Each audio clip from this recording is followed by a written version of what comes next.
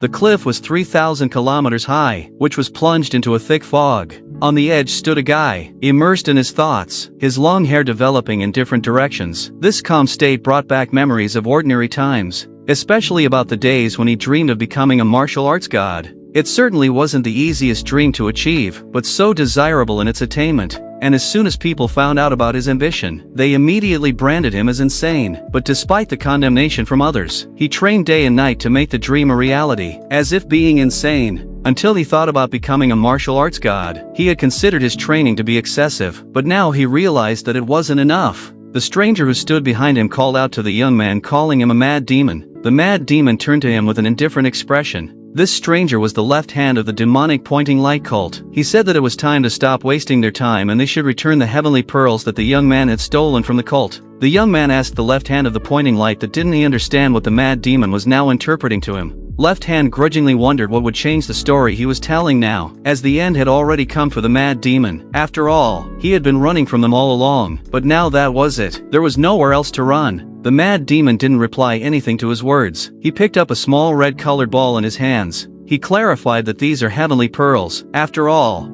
After which he carelessly took it with 2 fingers and held it over the cliff on his outstretched hand, asking what could throw it there. Whereupon Left Hand, who had his army behind him, apologized and asked him to continue his story. He turned around to face the cliff again, enjoying the beautiful view, and continued talking about his own. Said he's an expert in mind games, subterfuge, strategy, traps and lies, so it's simply impossible for him to fall for the bait. He's also very good at drinking and great with his body. His left hand said he could fool himself all he wanted. The mad demon turned to him questioningly, as the left hand added that this was especially true of decoys. The only reason the mad demon wasn't getting into them was because all the beautiful women were simply incapable of acting like they liked him. So the demonic cult had to lure him away with a simple girl they could barely find, and literally everyone knows about it except the crazy demon himself. The young man's eyes filled with anger after those words. His left hand silently looked at him with a sharp and confident gaze. The mad demon once again extended his hand over the cliff with the heavenly pearl, asking if he wanted the pearl to fly down. His left hand worried about the jewel and asked to continue the story further. The mad demon said that in order to become the martial arts god he had long aspired to, he shifted and studied every possible technique, and this is who he is. The huge crowd of guards along with the left hand of the pointing light silently watched him. After all he had been through, he added that he had become a mad demon as a result.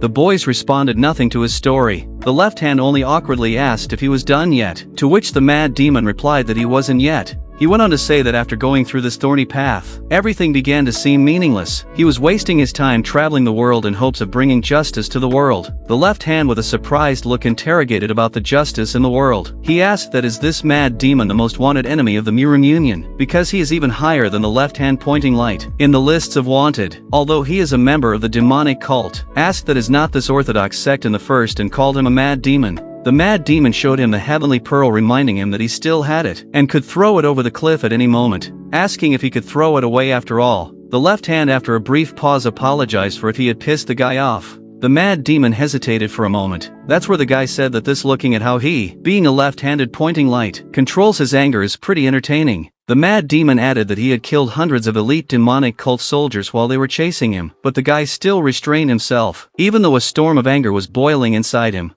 The left hand angrily told the mad demon that just because he had a mouth didn't mean he could use it as he pleased. The boy clenched his hands into a fist with anger. Said he's the one with a raging bloodlust and of course he wants to kill him. Also added that he respects his decision and will end it by fighting him. But before he can do that, he must throw the heavenly pearl off the cliff so it won't interfere with their battle. The left hand's face immediately boiled with anger, because the mad demon had said he wouldn't do it, and this situation with his threats was just infuriating. But tried to contain his anger within himself and once again apologized for showing unnecessary emotion and offered to just settle. The mad demon laughed lightly at the suggestion of an arrangement. He couldn't bear it. He expressed all his resentment because they had been chasing him for days, not giving him a chance for respite, using the heavenly net to do so. Because of them he couldn't even eat or sleep, which had exhausted him insanely all this time. Shouted that he didn't have time to just go to the bathroom temporarily, then asked if they even realized how horrible it felt, to which the left hand replied that this was their goal, as that was the power of the heavenly net. The mad demon silently clenched his hand into a fist in which he held the heavenly pearl above the cliff. The left hand asked what he was trying to do now. The young man openly showed them the pearl with the words that he was about to make them eat all his shit. The boys didn't understand the meaning of his words and asked him again, after which the guy popped a small pearl into his mouth and swallowed it.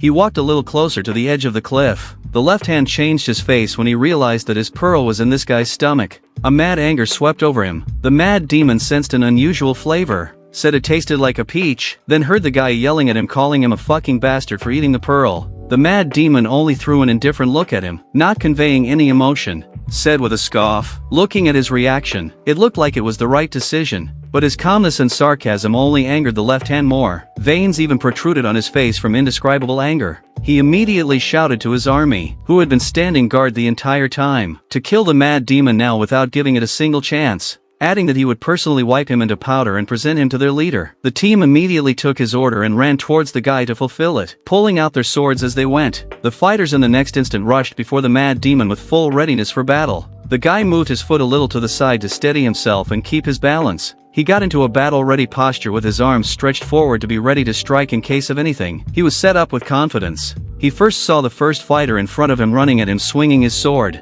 As he swung, the mad demon deftly dodged the blow by turning his body to the side, allowing the sword blade to pass over him. When the guy slightly turned his gaze to the side, the mad demon, without wasting a second, immediately punched him in the stomach. It was with such force that the warrior flew high off the ground. After him the next guy approached, but he couldn't hit him with his sword either. The mad demon fought them as if he was putting in the least amount of effort, as every warrior who tried to strike him immediately flew away. All attempts to hit him with swords were ineffective. One of the guys pointed his blade at him with panic, sweat dripping down his face from fatigue and from worry as he saw the mad demon easily handle them. The mad demon with rage in his eyes opened his palm pointing it at his enemy. He kicked the first guy in the stomach with all his might, then to the second one, who was next to him, and so a few more, who seemed to be coming closer and closer one by one. They all flew backwards and fell on their backs, finding themselves facing the mad demon. Despite the hard hits they received, the guys still got to their feet and picked up their weapons. The mad demon turned to the left hand of the pointing light, who stood behind his team of fighters with his hands locked behind his back, watching the fight. Asked how much longer he planned to let his subordinates die, since he had spent whole days to weaken him, but it was time to think about coming up with something new.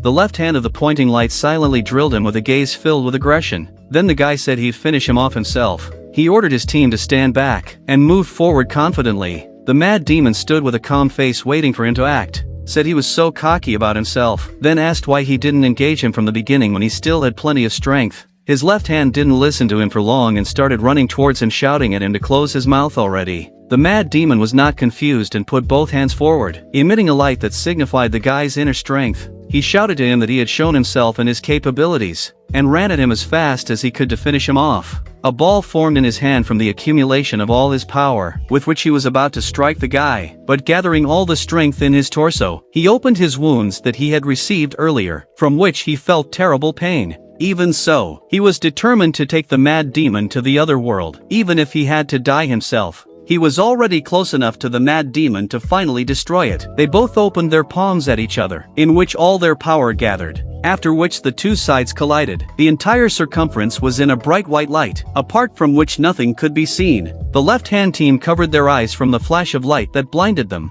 Only a loud explosion was heard, after which a wall of dust rose up and the stones scattered in different directions. From the thick wave of dust accumulation, a mad demon flew out as if it were a bullet. The question arose in his mind that whether his left arm was so strong that he was incapable of handling him in such a state, but the left-hand pointing light had a different opinion. Standing in the pool of blood that continued to drip from his body, he mentally said that he didn't expect such strength from a mad demon. He turned out to be so strong even in this state. Taking his wounded arm, which was emitting smoke from being burned by his own strength, said that this guy was many times stronger than they thought. He looked up at the mad demon, who was thrown back high above the cliff. After which he shouted at the top of his voice. A sly smile appeared on the mad demon's face with the words that it turns out it wasn't so bad. He wasn't going to try to escape and return to Earth. With a smile he shouted that he hoped their leader would execute them all for failing to retrieve the heavenly pearl. On the face of the left hand read despair and incomprehension of what to do next, since this guy had decided to make such a move and throw himself down.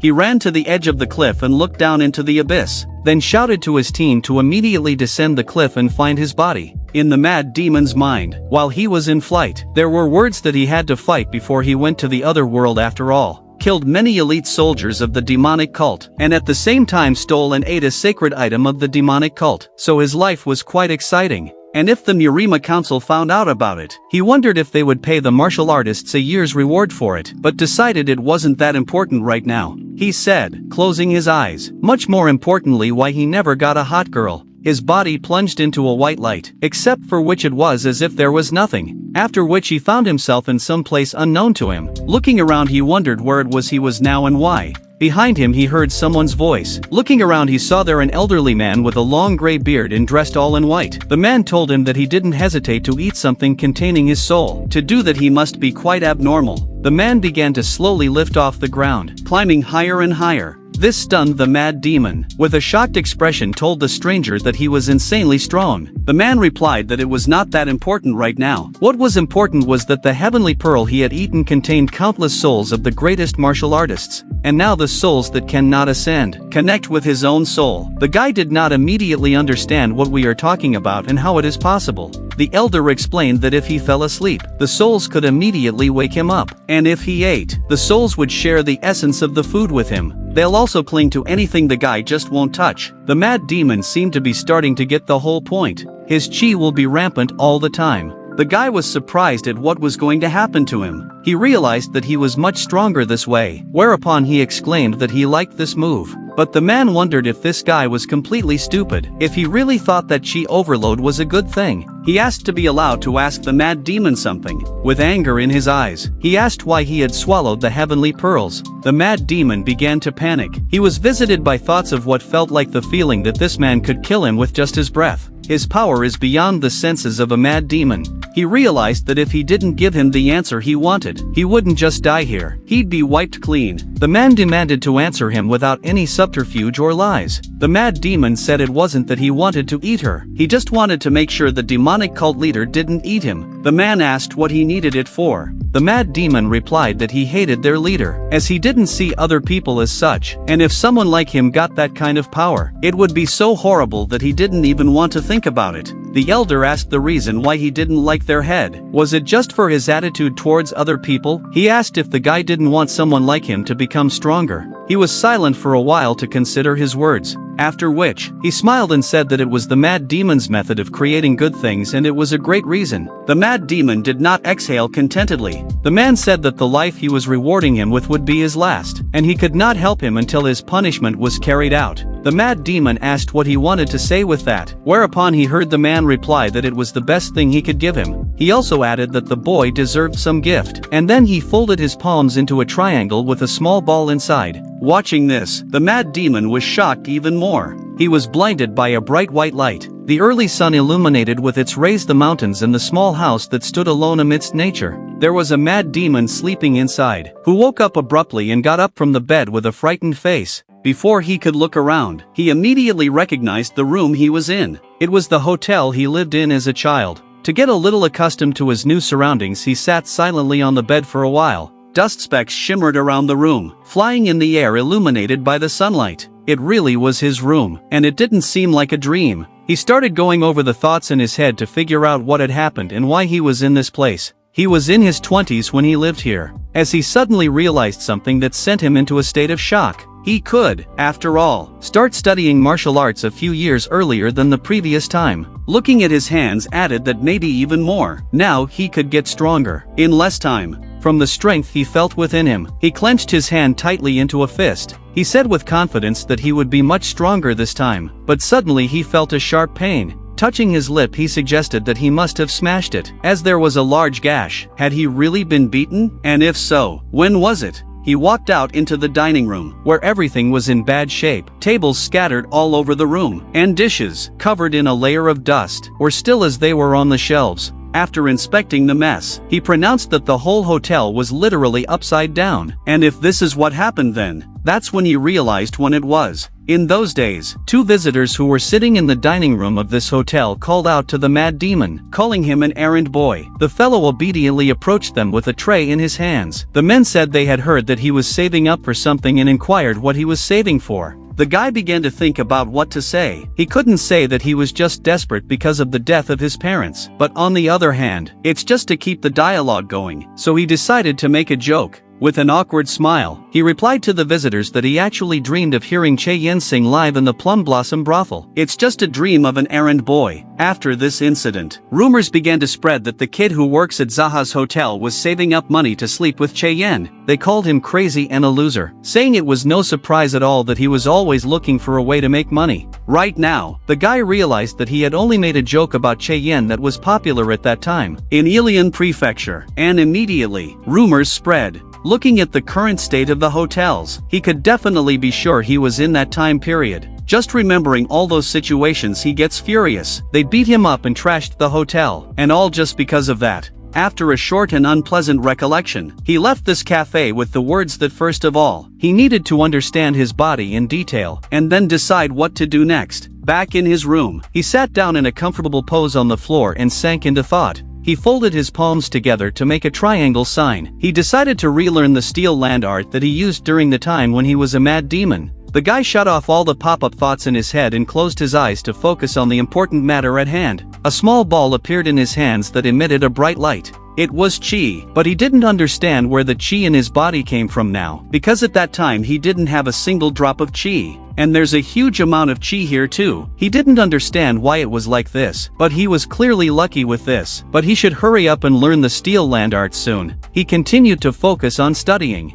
Outside, the sun was already hiding behind the mountains, and after some more time, it was nightfall. After being in this state for a long time, the guy finally opened his eyes, dissipated all the gathered power in his hands. He couldn't believe. After all, even though his mind was well versed in this art, he was able to comprehend the first stage of the steel lands art. He wondered how it could happen so quickly. And then he remembered the words of the man who had said at last that it was the best thing he could give him, and had mentioned it for some gift. I think that's what the old man was talking about. And this energy he feels in his body, it probably all has something to do with the heavenly pearl he swallowed. But with more than half of the energy in his body still stagnant, it was a shame for him. He decided to relax a bit, saying that he was in no hurry anyway, as he already had an impressive base and could become much stronger in less time than he expected. His stomach began to rumble with hunger. The sensation was unfamiliar, for it had been some time since he had felt anything on his heart. He decided to take a walk around the neighborhood and came to a village at night. Despite the lateness of the hour, there were residents strutting around. There was a wide variety of street food being sold on the street.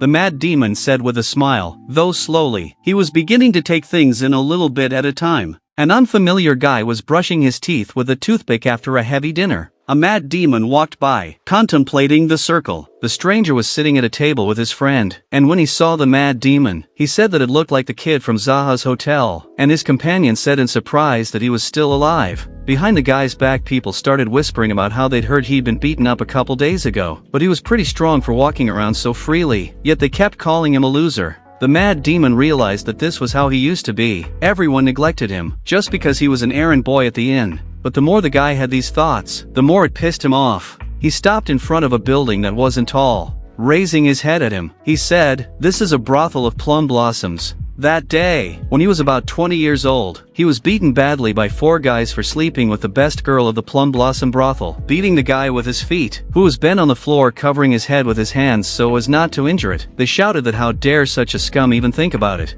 Threats were flying from their side that they would make sure that he never said another word. The mad demon screaming to try to convince them that he had said no such thing. Suddenly he took his hand away from his face a little to see who approached him as he heard someone's footsteps approaching. In front of him, he saw a beautiful girl named Cheyenne who was standing in front of him with a lollipop in her hands. Tears began to flow down his cheeks from the mixed feelings of pain, resentment and injustice. Cheyenne's gaze frightened him a little as he didn't understand why she was looking at him like that. After all, he had never said anything like that. The boys continued to beat him mercilessly. After such an exhausted evening, the mad demon made it to the inn. Barely opening the door, he tried not to fall off his feet right at the threshold. Behind him he could hear people talking, looking at him and saying that this guy had been beaten up so badly by the Slavovians. But in his mind he kept wondering why they were doing this to him, what he had done. Back in the present, the guy said with a slight smile that even a mad demon had times like this. And now he's back at the perfect time. Pulling himself together, he decided it was time to set things straight. Suddenly he heard a strange guy yelling at him, asking him what he was looking at, calling him an errand boy. The mad demon looked at him questioningly. The man asked if he was planning to set fire to a brothel of plum blossoms. With anger in his eyes, he asked if such a mutt was capable of lighting even a single match, saying that the mad demon was capable of nothing but sobbing. The boy watched silently in bewilderment until he spoke. The stranger leaned in close to his face and yelled that he'd been beaten up recently, but apparently he was fine now. It was a wonder he hadn't died yet. He warned that he had been beaten so badly that after such a thing it was better to sit in the inn, and then asked why he was walking around. But the mad demon did not react to his threats. His face did not show a single hint of fear, only incomprehension as to why he suddenly attacked him. The guy asked again why he was silent. Had he gone deaf after being beaten up so badly? The mad demon only asked to be reminded of what his name was. The guy boiled at such brazen behavior in his opinion, as he expected to see a cowardly boy who would be afraid of such excuses. He called him a bastard and swung his fist. The mad demon, without applying any effort, with a stony look, just turned his head slightly to the side, causing the fist to fly past him instead of hitting him. He lightly elbowed the guy in the solar plexus area. He flew backwards with great force and fell on his back with blood splattering sideways and staining his clothes. With a loud rumble, it collapsed, raising a cloud of dust beneath it.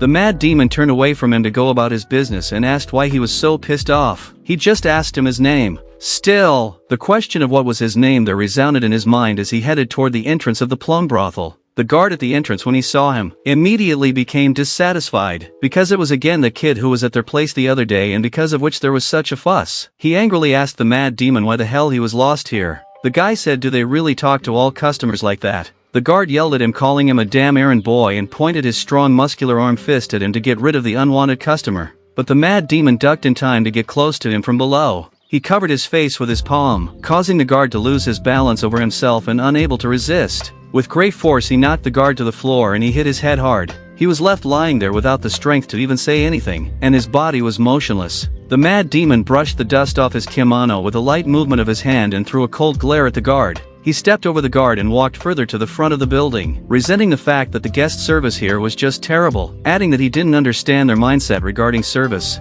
He walked to the door and grasped the handles firmly with both hands. Opening them wide, he saw happy faces. Waiters were serving a variety of dishes to customers and everyone was relaxing. A smirk immediately appeared on his face. He shouted at the whole place, asking what they were doing here, calling them a piece of shit, saying he had to serve a customer, by which he meant himself. Everyone fell silent and looked at him dumbfounded, but there was a sly smile on his face. Someone in the audience shouted out, "That isn't the kid from the Jaha Inn. Did he really lose his temper after getting beaten up a couple days ago?" Two strong-looking workers approached him and angrily told him that he was out of his mind, saying that he needed to understand where he was now. The mad demon replied that he was in a place where he could afford to drink, asked what they thought he was coming here without realizing it. The guys were amazed at his sassiness, which made them even angrier. One of them took a swing at the crazy demon to scare him with words that he must have lost his mind for sure, but someone told them to let the guy in. The guards parted to the sides, giving the mad demon a chance to step forward. The guy with the blonde hair said he remembered the guy. He introduced himself. His name was Cho Sante, who was the manager of the Plum Blossoms. He stood on the steps, leaned on the handrail, and said that they could not throw out the visitor who came to them for a drink. A guest is a guest. The mad demon threw a cold glare at him. Then with a smile he turned to the guards who were about to kick him out and proudly said that they had heard what the boss had told them. Cho Sante asked the guy who works at the hotel for a good drink, and also told him to serve him well when he will have such an opportunity to visit such a place. The attendants accepted the boss's wish and began to carry it out, while at the same time the mad demon was climbing the stairs to the second floor. The employee would point him in the direction of the room he needed. Opening the door to one of these, they found themselves in a spacious room, in the midst of which stood a large table, a sofa, and other necessary furniture. The guy who escorted him out grudgingly asked what he was going to drink. The mad demon asked if he thought he'd ever been to places like this, so he asked him to bring him the most expensive thing they had. The guy rudely told him to watch his mouth. The mad demon sat down on the couch, wondering why he would do this. With an indifferent look he asked if he didn't like serving the errand boy, but since he did, he apologized and called him a son of a bitch, then asked if it was clear, and if so, let him carry the drinks already. This brazen behavior infuriated the employee of the establishment. Mentally, he began to resent that this cocky guy was totally fucked up. If it wasn't Cho-san's order, but holding back his emotions he only told him to expect and closed the door behind him. A smug smile appeared on the mad demon's face. He realized that they were now catering to him, not him to anyone, and some people were very angry about that. After a while, his table was loaded with many expensive dishes and drinks. He pointed his finger at the jug and asked what was in it. The girl who worked here as a waitress replied that it was Duquan's top-grade liquor. She began pouring the contents into a small bowl for the customer to taste it. The mad demon clarified if Che-yen is here. The girl replied that the head would be furious, as she had heard that he had been beaten up a couple days ago for something to do with her. The guy chuckled at the fact that everyone in the neighborhood already knew he'd been beaten up. He said not to worry about it and asked her to just bring her to him. The girl looked surprised at the guy who was sitting at a table filled with food, staring straight ahead somewhere without touching the food. Despite her advice that it wasn't worth it to summon Shane, he didn't react in any way, but there was nothing left for the girl to do. She only exhaled heavily. I mustered up the strength to smile sweetly, as she should, then said she would honor his request. She walked out, leaving the mad demon alone. The guy took a small bowl of liquor with the words that it was only to see how they treated the errand boy. He examined the drink carefully and said that judging by the smell and color, this liquor was not even third-rate. Calling them crooks, he tipped the shot glass to drink the contents. But suddenly someone interrupted his loneliness. A brothel worker abruptly burst into the room and immediately began to show his displeasure with shouts of who he thought he was and various swear words. He put the cup back down without drinking the liquor. The mad demon raised a cold stare at the guy, asking if there was something wrong with the errand boy stopping by their place for a drink and why he kept calling him a son of a bitch. The guy hadn't expected such a response from the mad demon. The mad demon placed the bowl of undrunk liquor on the table and said that if he remembered correctly, this guy's name was Dongwak, asking to be allowed to pour him a glass, then telling him to come closer. Dongwak mockingly asked that he must have eaten something wrong if he could talk like that. But still he sat down beside the mad demon wondering what was wrong with him. Did they overdo it that time they beat him up? The guy silently poured him liquor, after which, he took the glass and moved it towards Dongduk.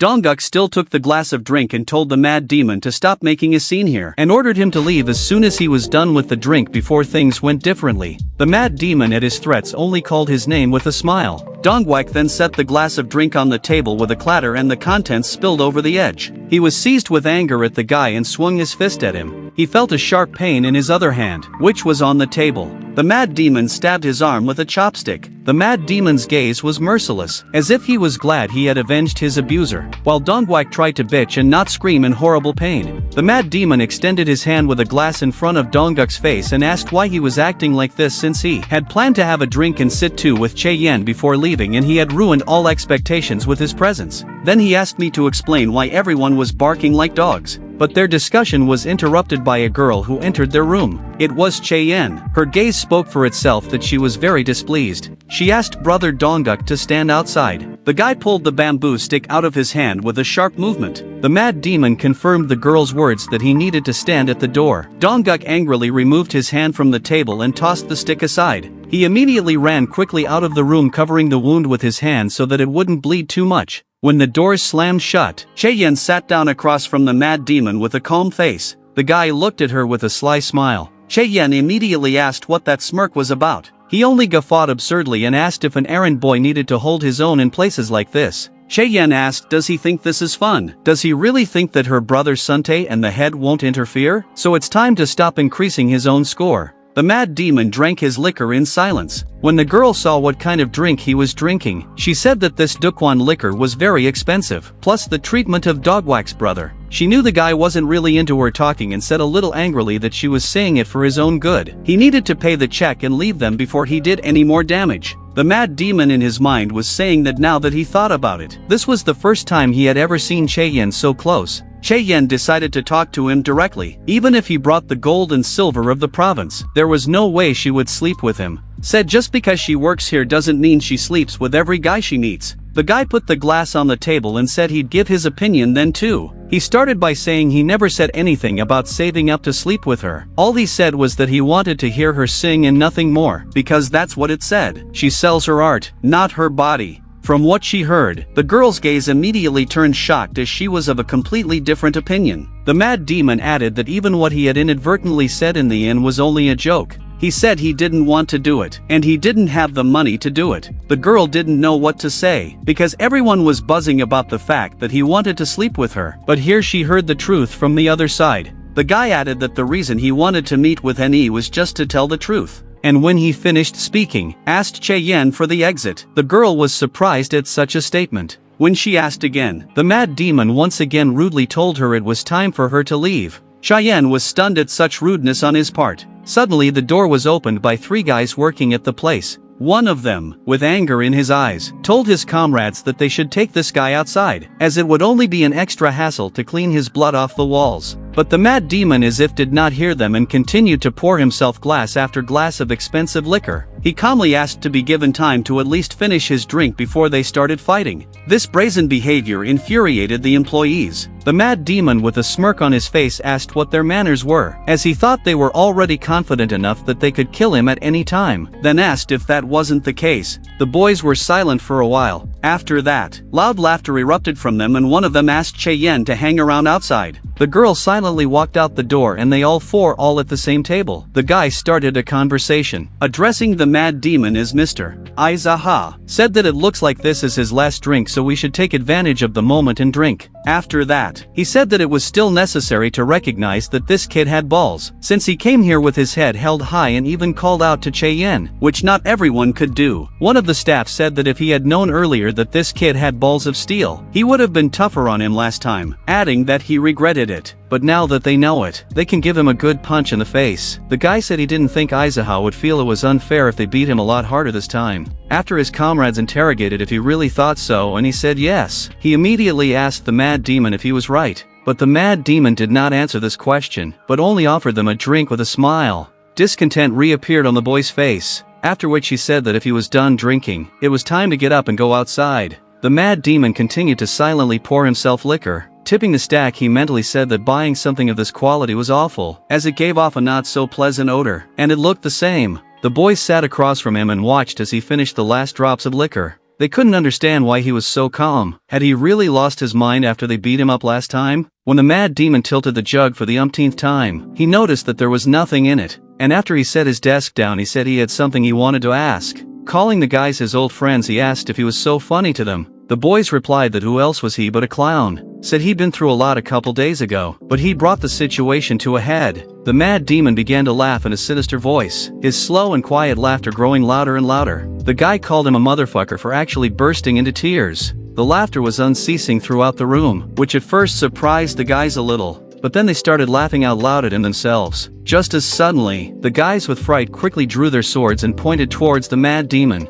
The one in turn flipped on the table with a sharp movement and all the food flew at them. The mad demon's gaze was cold and insistent. He managed to kick the table with his foot, which flew with great force and felled 3 guys. They barely made any sounds as the table pressed down and they didn't have the strength so immediately to get up and continue fighting. The mad demon started to put his foot on the table under which the boys were lying and thus added even more weight. He addressed them as friends, a gaze that was directed to one point. They didn't say anything. The guy standing over them asked if he was still a clown to them. At that time, a girl who was passing by the door to the room heard some loud noises. She stood and was a little worried, but she didn't want to go inside just yet. The mad demon kept pushing the table, thus pressuring the guys and yelling at them for calling him a clown. When he kicked the table once more, it collapsed and debris flew in different directions. The girl still looked into the room. When she saw that everything was scattered in battered furniture, she was shocked. She did not understand what was going on here. At that instant, the mad demon fell silent. He raised his baleful gaze to the girl, calling her an old hag, and ordered her to bring him more of that shitty third-rate liquor. The girl was infuriated by the way he called her and replied that it was not third-rate liquor, but Duchuan liquor of the highest grade.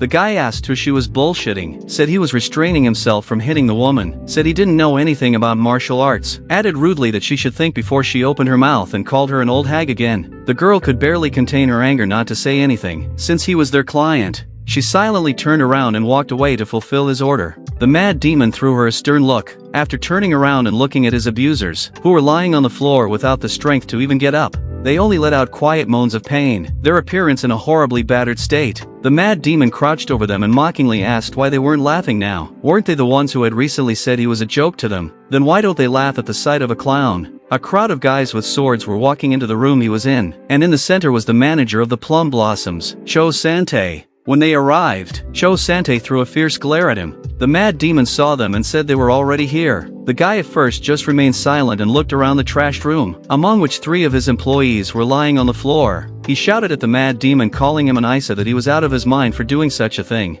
Said at this rate, he'd never get out of here alive. The mad demon asked if he was going to die. Cho Sante with a menacing look said yes. A slight smile appeared on the mad demon's face. The manager didn't understand why he was laughing. Without thinking long, he lunged at Isafa with his fists. Suntae was about to use a karate move, but the guy has always managed to avoid the blow and ducked. While grabbing the container in which the liquor was brought to him, there was a slight sneer in his gaze because of the. When Suntae saw the jug in his hand, consternation immediately appeared on his face, whereupon he received a blow to the head and the jug shattered into small pieces. They also hit the other guys who were standing around, and they immediately started covering their faces so they wouldn't get cut. But within seconds, a pool of blood formed on the floor. Suntae was shot in the head, but the shrapnel hit his face, which was covered in blood, and his comrades immediately ran up to him to see if he was okay. The mad demon looked at him with a cold and ruthless gaze. He asked the crowd of guys if anyone else wanted to fight him, but there was only silence. The guy's gaze was cold-blooded yet confident. Suntae's comrades were furious. There were drops of blood on the floor next to the shards. Suntae held his hand to the shredded part of his face, asking the Isekai if he really wanted to die. The guy started pulling out the sword that was hidden on his belt.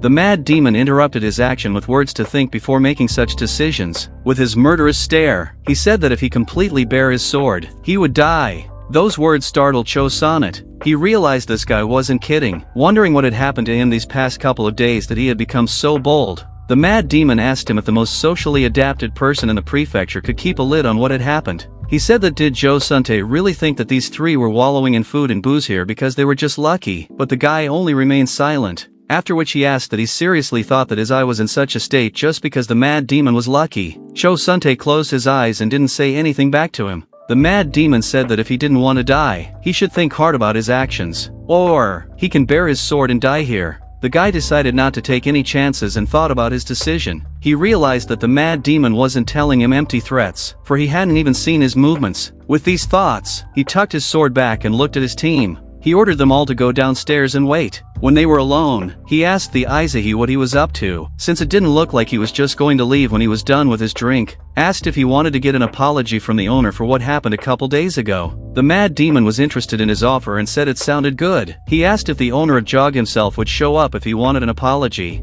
Suntae replied that he would call the host if he needed to. The mad demon asked the condition of his eye that had been struck. The guy rubbed it and replied that luckily it didn't look like he couldn't see them, to which Isekai said he thought he was going to die when they were beating him. Sonnet mumbled back to him. He went out into the hallway and told one of the workers to prepare a table in the next room. Then he returned to the mad demon with the words that if he was not going to kill those guys who were lying on the floor without strength, then with his permission they would heal them. The city people are ready to kill each other for the slightest movement. Isekai threw a cold look at him without answering anything. Sonnet couldn't understand what was wrong with this guy's gaze after doing something like that. The mad demon agreed to these guys being given help. After a while, they were let out of that room. Soon, the mad demon and Sonnet sat at a table across from each other. The guy put a cold one to his face, wondering what this mess that came out of nowhere was. He asked the mad demon if he had any luck anywhere else, but he heard silence in response. There was a bottle of booze on the table, at which the mad demon stared without tearing his gaze away. Sonnet took it and with a smile he said he would fill his glass. It was a top-quality Duchuan liquor and according to him it must taste something good.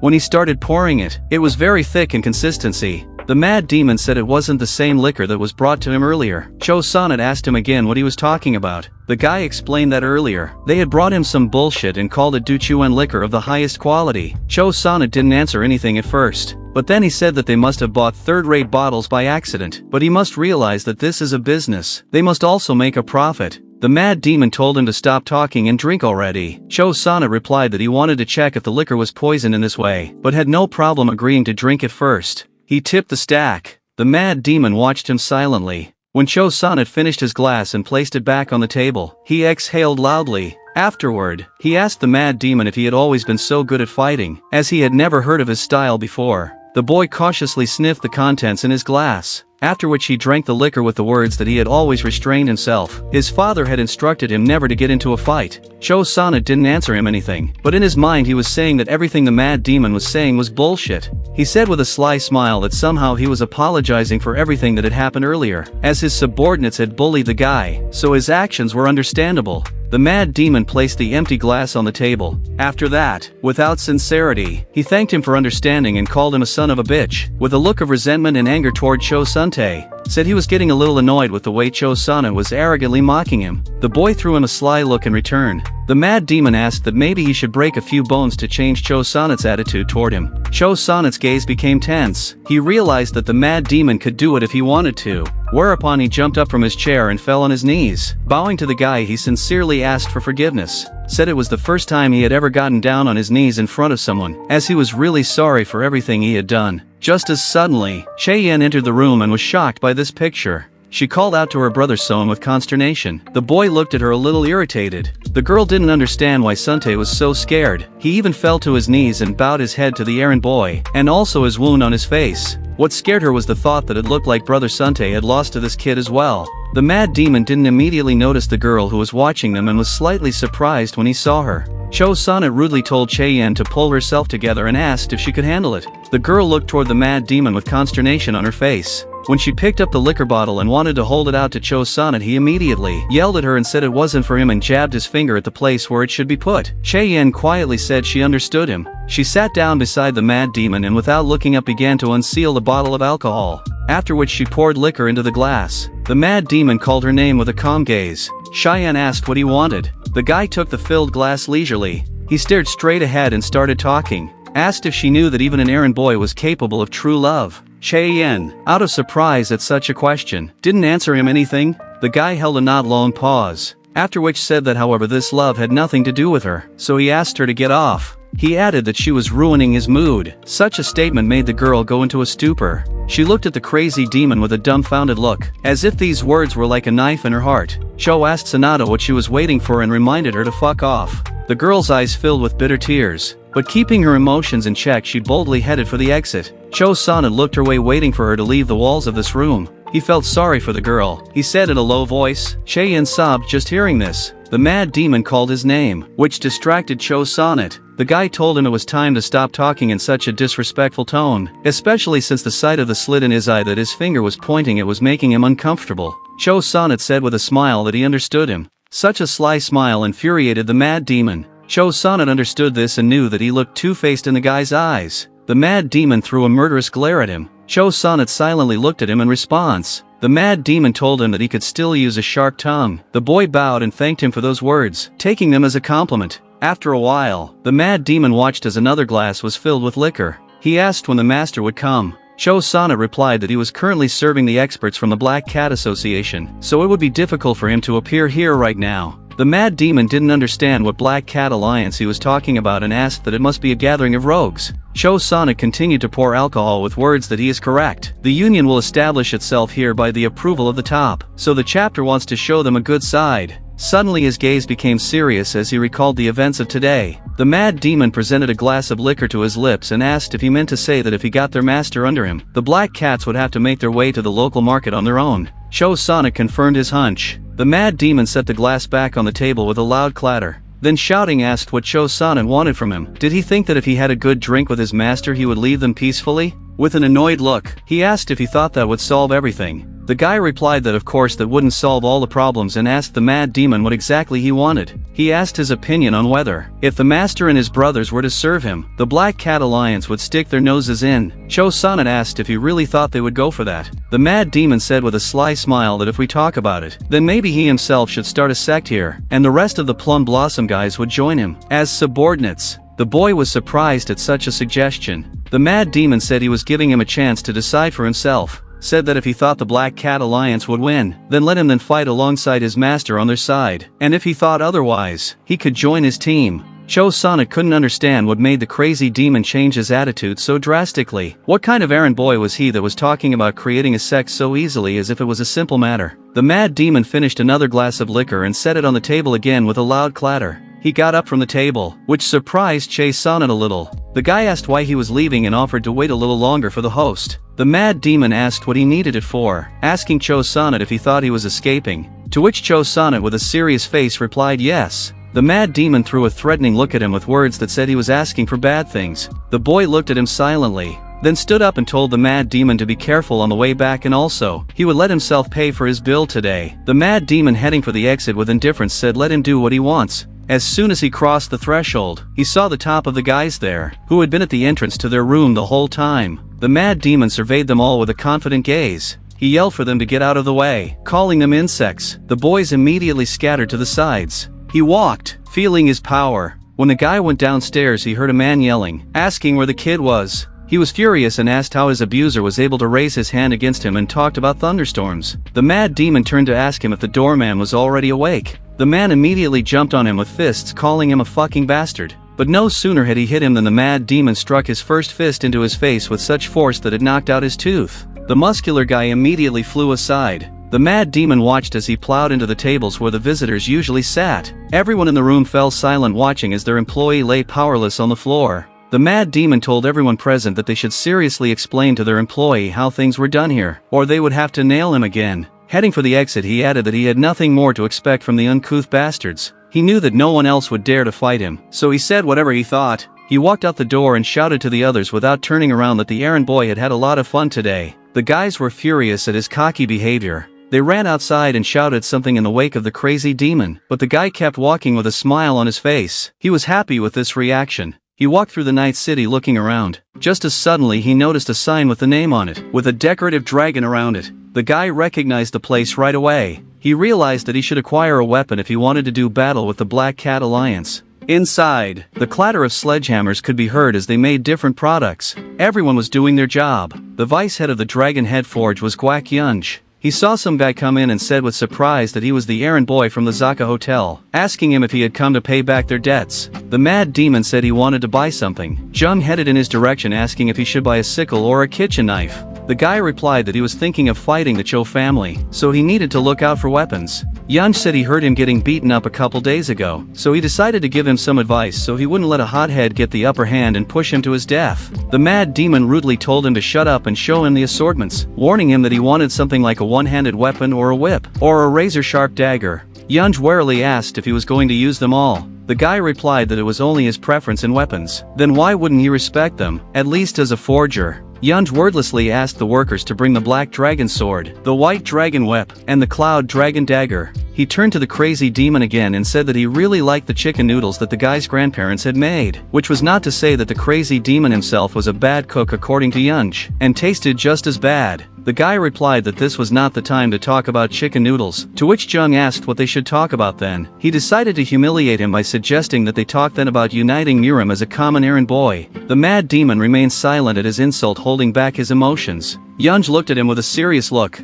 Their silence was interrupted by the workers who brought all the things Jung had asked for. They were holding 3 boxes that contained swords. Yunj told the mad demon that he could use as much time as he needed to evaluate them. The mad demon said to buy them all, as he doesn't have time to pick and choose. Yunga replied that he then owed 90 niang. The guy was surprised that the price was so small, but Jung decided to give him a huge discount because of being a local. The mad demon offered him another idea, which was that he gives him 50 niang and he will let him borrow all these weapons, which he will return as soon as he is done with everything. Yunga got mad at him for it, saying it was literally stealing. Just as suddenly they heard a voice behind them asking what they had going on here. The boys turned on him with a disgruntled look. In front of them stood the head dragon headmaster named Kum Chulong. At the sight of the master, all of his subordinates tilted their heads in greeting, except for the mad demon who stood motionless. Yunj introduced the mad demon to his boss, said that he planned to go to war against the 3 brothers of the Cho family, and he wanted to rent weapons from them for 50 niang. Kum Chulong clarified if he was the eldest son of the Zaha family that owned the inn. The guy replied that it was a long time ago.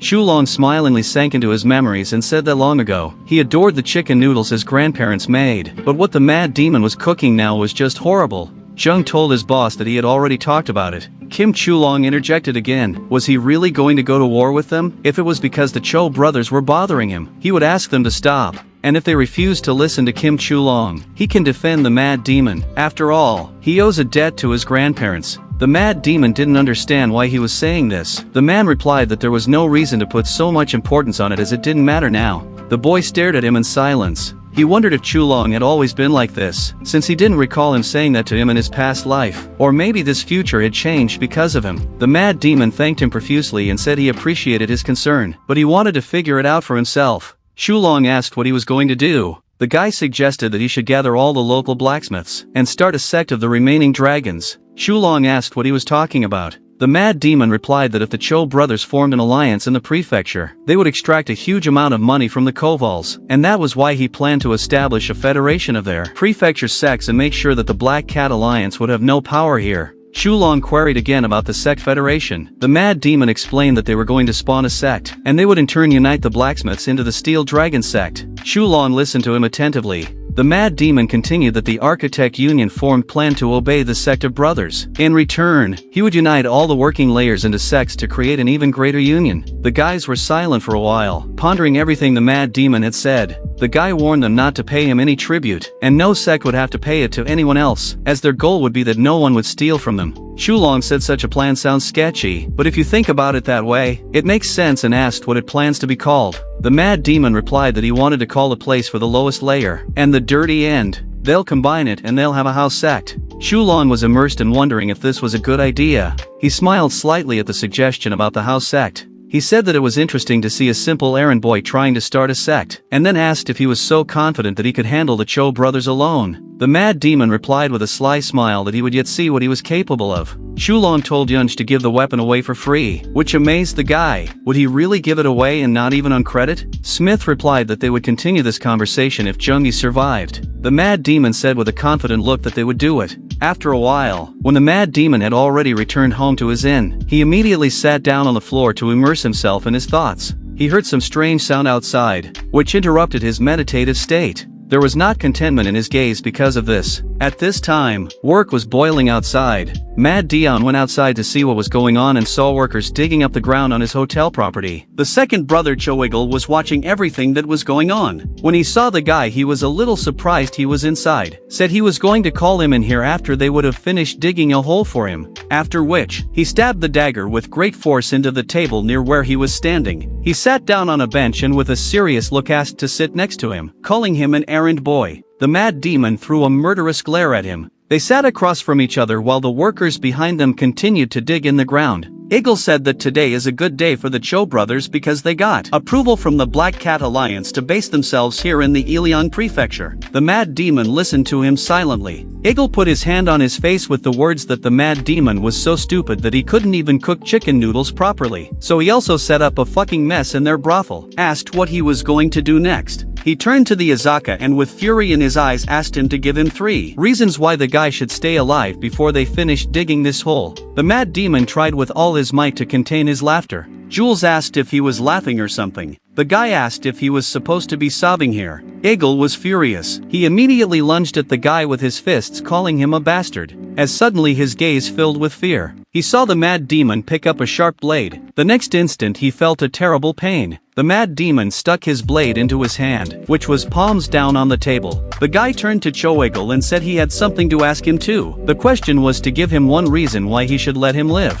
Eagle didn't answer him anything. He only mentally said that he wondered what kind of errand boy was making a mess of the brothel. Eagle's subordinates said they were almost done digging the hole, but he was busy fighting with a Mad Demon, so he asked them to dig a little deeper. The boys began to follow his orders, and Eagle looked at the Mad Demon again. He told the guy that apparently he'd had some kind of epiphany. After which he abruptly rose from his seat and approached the Mad Demon, jabbed his finger at him and shouted his congratulations, as he suddenly saw some kind of beam slammed into his arm, causing a gash on his shoulder. Once again, Eagle didn't realize it was happening. The Mad Demon abruptly grabbed the boy's arm, and plunged a dagger into his arm in the same place he had a few minutes ago. Eagle cried out in pain at the top of his voice. He fell on his stomach in front of the Mad Demon, who asked him what he said they needed the pit for. The boy stammered and replied that she was only there to intimidate him. The Mad Demon didn't believe these words and said it was bullshit. Eagle agonized in terrible pain, particularly when the boy pulled the dagger from his hand. The Mad Demon decided to finish tormenting him and told him to speak up already. For what purpose he would leave him alive.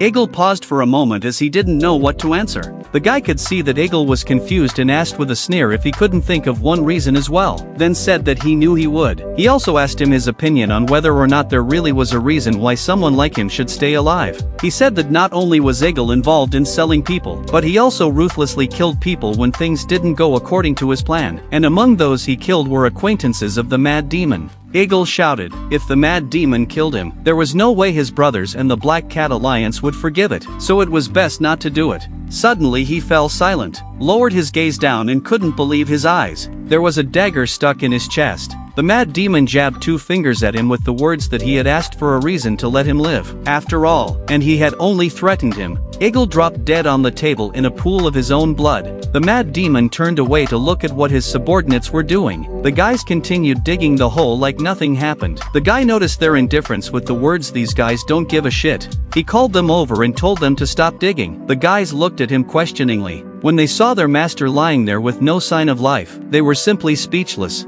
The mad demon asked what they were so surprised about, and said that Eagle was actually walking around here with a knife himself, and just took it and died for no reason. The boys looked back at each other. One of them asked in incomprehension who he even was. The mad demon asked him a counter question, wondering what he was talking about. "He's that errand boy from Zaha's Inn after all." Of course. The boy replied that he should realize that that was not what it was about now. The mad demon got up from his chair and said that there was no need to nag him, but rather let them take off their masks, as he wanted to see if he knew any of them. The boys did what the mad demon asked without resistance, after which he said it was the first time he saw them in the prefecture and asked if they might be from the Black Cat Alliance. The guy said no, calling him master. They had only recently arrived in Ilion Prefecture, and had been working for the Plum Blossom brothel all this time. The mad demon decided not to be ceremonious with them and immediately gave them a choice. Either all 3 of them die here and now, or they would bury Eagle's corpse in this hole they had just dug, and then they could return to their hometowns. The guy replied with sincerity that if he let them live, they would just go back to their homeland. But all 3 of them immediately started telling their problems. One of them said he couldn't go back to his homeland due to personal circumstances, but promised he would never go near the Plum Blossom brothel again. The other guy confirmed his words. He was going to do the same if they were allowed to live. The mad demon waved his hand with the words that let them take care of the body then, and then they could fuck off.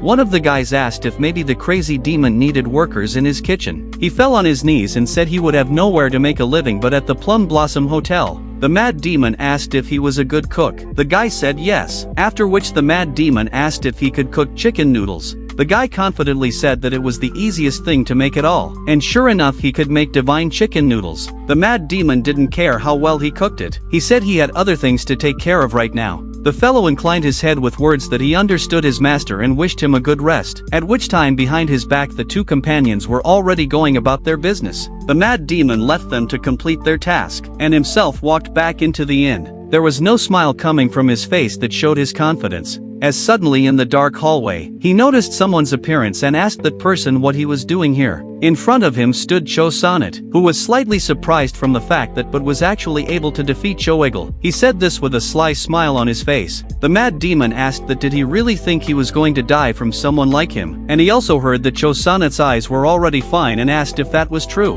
The guy brushed a little hair out of his face and said it was just a way to cover his face from the public. He told everyone that he had hurt his eye, and after that, running away, he immediately went to look for a doctor. The mad demon silently listening to him. Cho Sonnet added that if he didn't, he would have been buried next to Cho Eagle. As the mad demon sees he is proving to be quite useful and savvy. With a sly look, he asked the mad demon if he realized it. The mad demon grudgingly replied that it was certainly an oracular job. Cho Sonnet thanked him, saying he had no other choice to survive. After he finished telling what had been happening to him all this time, he asked the mad demon how he planned to deal with the remaining 2 Cho brothers. The guy was silent for a short while, after which he said he would kill them all, if he still allowed them to exist. The sufferings of the Ilion prefecture would continue to increase. Cho Sonnet took it in stride, as the main pain in the ass right now is Cho Ilsum, so he told the mad demon to be extra careful when going at him. The mad demon without turning his head called Sunte by name. The boy looked at him questioningly. The mad demon told him to get some snacks. They also had liquor but nothing to munch on. Sonnet wondered why he was suddenly talking about booze, since literally just now they were talking about Cho Ilsum. The guy looked at him without answering anything. Sonnet asked if they didn't have snacks at the hotel. The mad demon replied with indifference that no.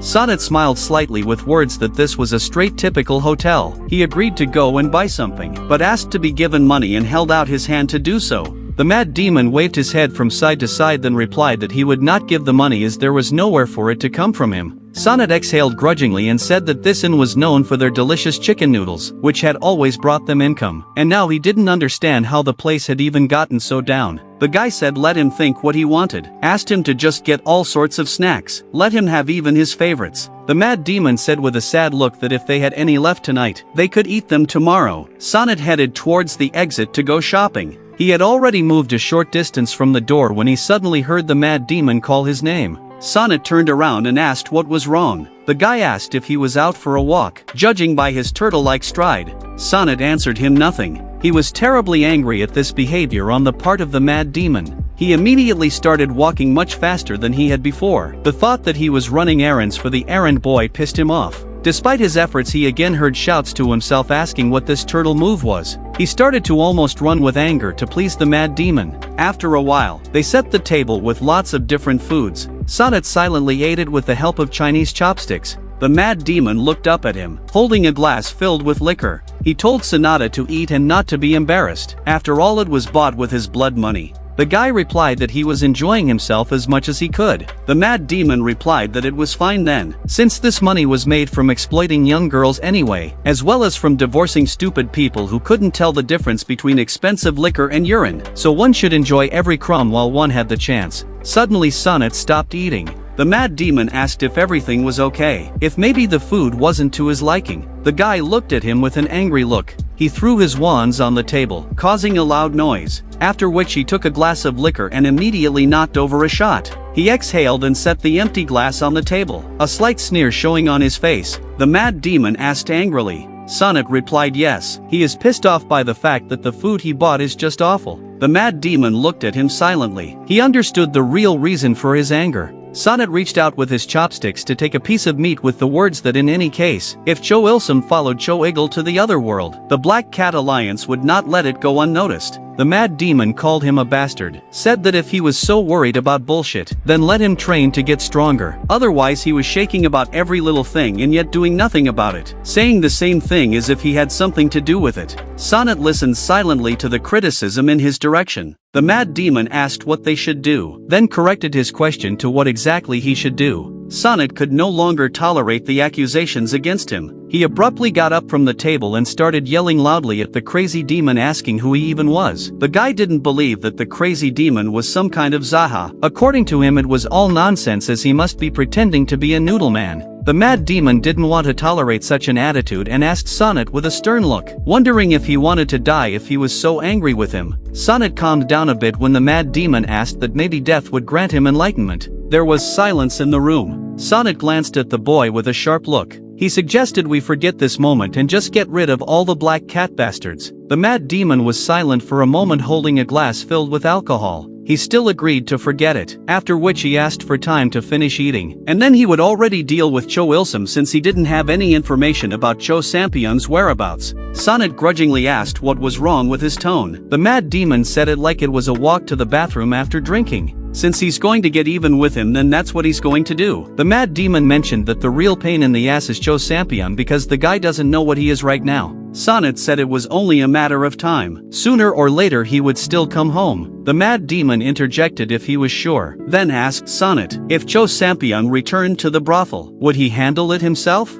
Sonnet said his name confidently, saying he was sure his powers would be enough to deal with someone like him. The mad demon didn't expect such words from Sonnet. Guy waved his chopsticks and added that it would be a bit of a problem since his eye was damaged. The mad demon was angry at him, for there was no way he could make up his mind, so he told him to tell him right now for sure if he could handle it or not. Sonnet said with a smile on his face that it would be seen if he could use the surprise factor as an advantage. He asked the mad demon if he hadn't heard of Cha Suntai, the master of subterfuge. The mad demon asked to stop talking like that, asking if they sorted out all the brothers, would Sonnet be able to run 3 brothels? The guy repeated his full name again as a reminder that he was good enough. The mad demon said he already realized who he was, calling him a fucking asshole. Suntae only smiled back at him. Filling another glass, they talked about how as long as so many people lived in these brothels, it would be impossible to deal with them all. The most important thing for them is that all those who work get as much as they deserve, and that no one like Suntae trades piss for the price of a superior liquor. The mad demon went on to say that they would take care of it if necessary, as well as not preventing anyone from returning home if they wanted to. Suntae said it won't be easy, but the mad demon replied that they were obligated to do everything despite the difficulties. Suntae wondered what it was for. The guy replied that it was better than ending up with their dear Cho Suntae dying in the hands of a mad demon. Suntae took the hint and looked at the guy with a sharp look. The mad demon told him to make sure that didn't happen. He wagged his finger with the words that if everything went through one place, he would personally make sure that Suntae would meet the Cho brothers in the other world. Suntae was frightened by his threats. Then he leaned back in his chair, crossed his arms over his chest, and said let it all go to hell. He didn't like the fact that if he did anything wrong, the mad demon would immediately threaten him with death. He said maybe he should just quit and go to the mountains. The mad demon didn't try to stop him in any way. He said let him do what he wants. If they can do it, then Suntae will be in charge of the 3 brothels. But since he doesn't want to, the guy can find someone else. These words hurt Sonnet a little. It was as if he realized that no one was holding on to him. And if he leaves, the mad demon will easily find someone else to replace him. He mentioned his name a 3rd time and said it was probably too early for him to quit. The mad demon exhaled with an annoyed expression, holding a glass of liquor in his hand, after which he drank it all in one gulp. He set the empty glass on the table and stood up from his chair, leaning slightly in front of Sonnet, who didn't realize what he wanted. The mad demon started to take off his kimono. Sonnet asked why he was the one undressing in the middle of a meal. The guy replied that he just wanted to change into his clothes. Suntae was shocked. The mad demon told the guy to hurry up and take off his clothes. Suntae was quietly muttering profanity to himself with great displeasure, saying about the mad demon that he was like some kind of thief. The mad demon approached him and waited for Suntae to give him his clothes. The guy said he's the one talking about Cho Ilsum, that he's the damn thief. After which he aggressively told the crazy demon to take his clothes and finally finish that jerk off. The guy with an emotionless expression silently looked at him.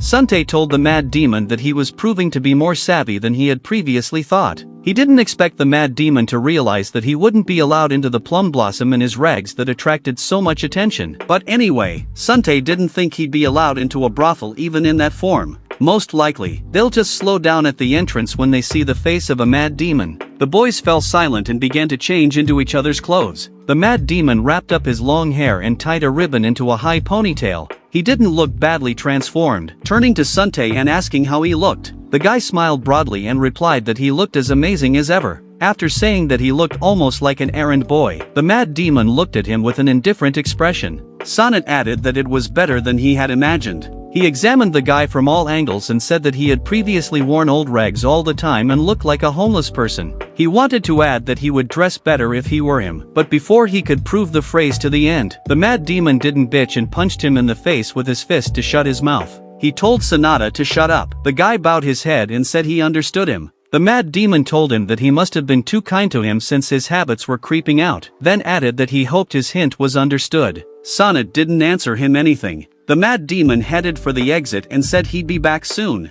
Sonnet warned him to be careful with his clothes. It sounded like he was afraid of getting punched in the face again for those words. The mad demon silently continued walking with a confident gait. He was already far enough away from home. Sonnet wiggled in his wake. He quietly wished him luck, calling him a fucking Isa bastard. After a while, the mad demon was already at the entrance of the Plum Blossom brothel. The guards bowed to him in greeting. The guy asked if Cho Ilsum was here. One of the guards asked who he was since he was looking for the owner. The guy replied that he was from the Black Cat Union and asked to be taken to Cho Ilsum. The guard interjected about the Black Cats Union and asked his name. The mad demon didn't give a name. He immediately slapped the guard on the cheek. He called him a bastard and told him to stop wasting his time and just let him take him to his master. The guard apologized. The doors to the building opened. The employee asked to follow him. The mad demon did just that. They climbed the stairs to the 2nd floor. The guard left him waiting, as he needed to notify his master first. The mad demon strode across the room,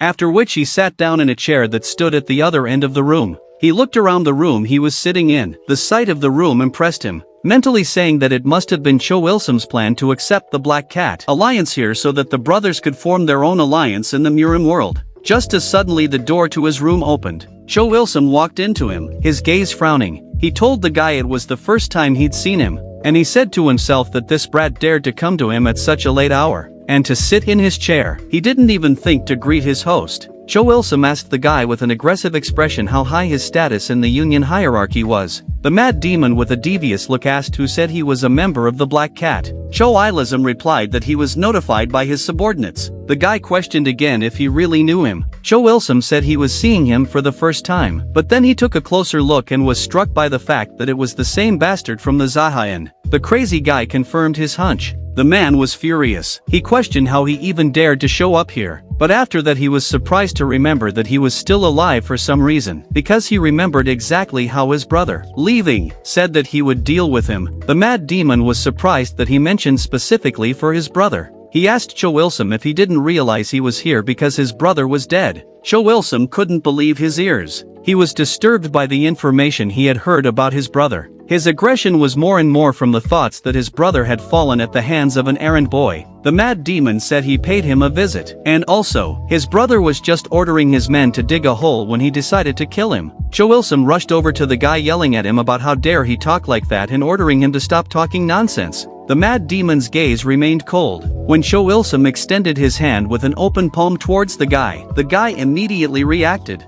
He extended his palm in response. When they almost made contact, there was a bright flash of light in the room, which denoted the inner strength of the mad demon. He was able to push Cho Il-sum away due to his strength. It acted as a repulsive wave. Cho Il-sum flew to the end of the room and was about to collapse on his back, but managed to hold on and only squatted down without falling to the floor. He looked at the boy ominously, after which, he looked at the open palm with thoughts that whether he had lost in the chi aspect. The mad demon got up from his chair with the words that Cho Il-sum was rumored to be much stronger than he really was. The owner didn't understand how such a thing could happen. After all, this guy was just an errand boy from a local hotel just a couple days ago. The mad demon asked why he was so weak, and why he hesitated, if he did not dare to begin the. After saying that, he ran towards Cho Il-sum shouting that he would start then. The master wasn't the least bit afraid. He was ready to show all he could do. He folded his palms together and pointed them in the guy's direction. The mad demon did the same. Their powers came into contact once more and a bright light engulfed everything visible. The mad demon was stronger. From his abilities he used against Cho Il-sum, collapsing everything around him, furniture flying in different directions, as well as Cho Il-sum himself. The host hit his head hard against the wall, which even had small cracks appearing on it. He looked up and saw a mad demon in the distance who had managed to turn the room upside down. The walls were cracked and the door was completely broken. Everyone was covered in dust. The mad demon stopped the flow of his power. He looked thoughtfully at his hand. There was a small pool of blood where Cho Il-sum had been. The host bent over and tried to cough, but the hard blow made him cough up blood. He asked the guy with an exhausted look as he used techniques like this. The mad demon looked at him with a sharp stare, eyes filled with rage. He took Cho Il-sum by the throat. The man began to choke and tried to gulp down more air, which he struggled to do. The guy asked him if it was normal for bastards like him to be trained in tech, and bad for an errand boy like him to do it. He continued to squeeze his throat harder and harder. The mad demon told him that he was scum, even despite his years of ruling this village, and the way he chose to use the livelihoods of others to enrich himself. With a look filled with hatred he reiterated to Cho Il-sum that the latter was a scoundrel. As Cho Il-sum suddenly noticed that the guy was about to do something to him, he tried to stop him with words, but the mad demon knocked him to the ground and he hit his head hard again, the floor covered in cracks from being hit so hard. Such a loud rumble could be heard even outside. The workers realized something was going on upstairs. When they came running to see what had happened, they saw the owner lying on the floor beaten and some guy holding him by the throat, while the whole room and the corridor had been destroyed. The mad fellow looked up at the alarmed workers, calling them bastards. He asked what they could do if they came when their master had already moved the horses. The guy who was in the crowd of the other guys looked at him with a neutral look. He said the leader of the Black Cat Alliance changed his mind and it was decided to postpone the establishment of the sect in Ilion Prefecture. The mad demon looked at the dead Cho Il-sum and said that he was using him as an example. If anyone was thinking of questioning the decision to form a sect, let them know that the same thing awaited them. The crowd of Plum Blossom workers were frightened, but they couldn't go against the mad demon. The guy told them to get out of the way if life was precious. They immediately split apart leaning against the wall. The mad demon walked toward the exit. This surprised the guy in the crowd. He recognized it as the errand boy from the Jaha Inn. The employees heard who they were talking about and were equally shocked. The guy said that although his clothes had changed, he was sure it was him because he had seen him there often. The mad demon heard them whispering about him and turned back to them. Said he was the errand boy. The boys were hit with a wave of aggression. The mad demon asked. It must piss them off that he was someone's six. The boys could barely contain themselves from pouncing on him. He said that if there were any among those present who wished to join Cho Il-sum in hell, step forward, he would easily send them to him. But everyone stayed where they were. Even though they were pissed off by this guy, they knew they couldn't overpower him. The mad demon threw a light chuckle in their direction. One of the guys asked why he killed the gentleman, but the mad demon asked him a counter question: if the bastard had a good reason to kill the people around him. There was only silence in response, so the guy turned around and headed for the exit. Sonnet was waiting for him on the doorstep to the hotel. He told the mad demon that he thought he'd gone to kill Cho Il-sum, but somehow came back too soon. The mad demon walked past him to the inn, while saying that Cho Il-sum is in heaven, also added that Sonnet can also go there even if he committed crimes. The guy shouted that it's a lie. The mad demon replied that if he didn't believe it, he could see for himself. Sonnet said to himself with a suspicious look that it had only been a moment since he had left. He also noticed that he didn't have a scratch on him even after the massacre of Cho Il-sum. Sonnet wondered how this degenerate had become so strong in such a short period of time. The mad demon made his way to his room, and on his way he told Sonnet to make sure he cleaned everything up before he left, and in general told him to keep the inn clean. Sonnet was shocked that he still had responsibilities in this place. He only glanced silently in the wake of the departing guy who had left him alone. Sonnet was insanely angry that the bastard dared to order him to get out. He immediately hesitated in his search for a broom. At this time, the mad demon was sitting on the bed in his room and was in a relaxed state. Finally, after he settled things, he can train in tranquility. He was immersed in his memories. In his mind came images of him fighting Cho Il-sum. Based on this, he realized that he was getting stronger much faster than he had bargained for. He didn't want to miss this opportunity to achieve more. He inhaled and exhaled deeply, clearing away unnecessary thoughts. A small light appeared in his palms. He had been in this state for quite some time. It was already dark outside, and even a new day had come, and the mad demon still hadn't left the inn. Sonnet was walking down the street and heard people in the village talking about the death of Cho Il-sum. They said that he had been killed by a servant from Jaha's inn. Such information shocked the villagers. They wondered where the errand boy was now, if he was dead too. Sonnet leisurely reached Jaha's inn and stopped on the threshold. The mad demon exhaled in relief. Finally, he had conquered the Tree Kingdom. He was getting closer and closer to the Kingdom of Darkness. Even if he had already achieved it in his past life, his cognition was too fast and superficial. He looked at the fingers of his hands, from which the remnants of the fire emanated. The guy clenched his hand into a fist with the words that it wasn't a guess. He was sure he could become stronger than in his past life. When he looked around, he was a little surprised. His room had been shabby when he was immersed in his state. There were remnants of soot on the walls and the smell of a burning room was present. It must be because of all the impurities that came out of the body while advancing from the tree realm to the realm of darkness. The smell was just as disgusting. But this stench is a sign of his progress. It just means that his body is much cleaner than before. Just as suddenly he heard questions outside the door as to what that stench was. It was Suntae, who was covering his nose with his sleeve, saying that it stank like something was rotting. He wondered what had happened here. The mad demon walked out of the room and saw Suntae on the doorstep. The guy kept squirming because the stench was unbearable. He asked the mad demon if he had shit himself. The mad demon looked at him in bewilderment.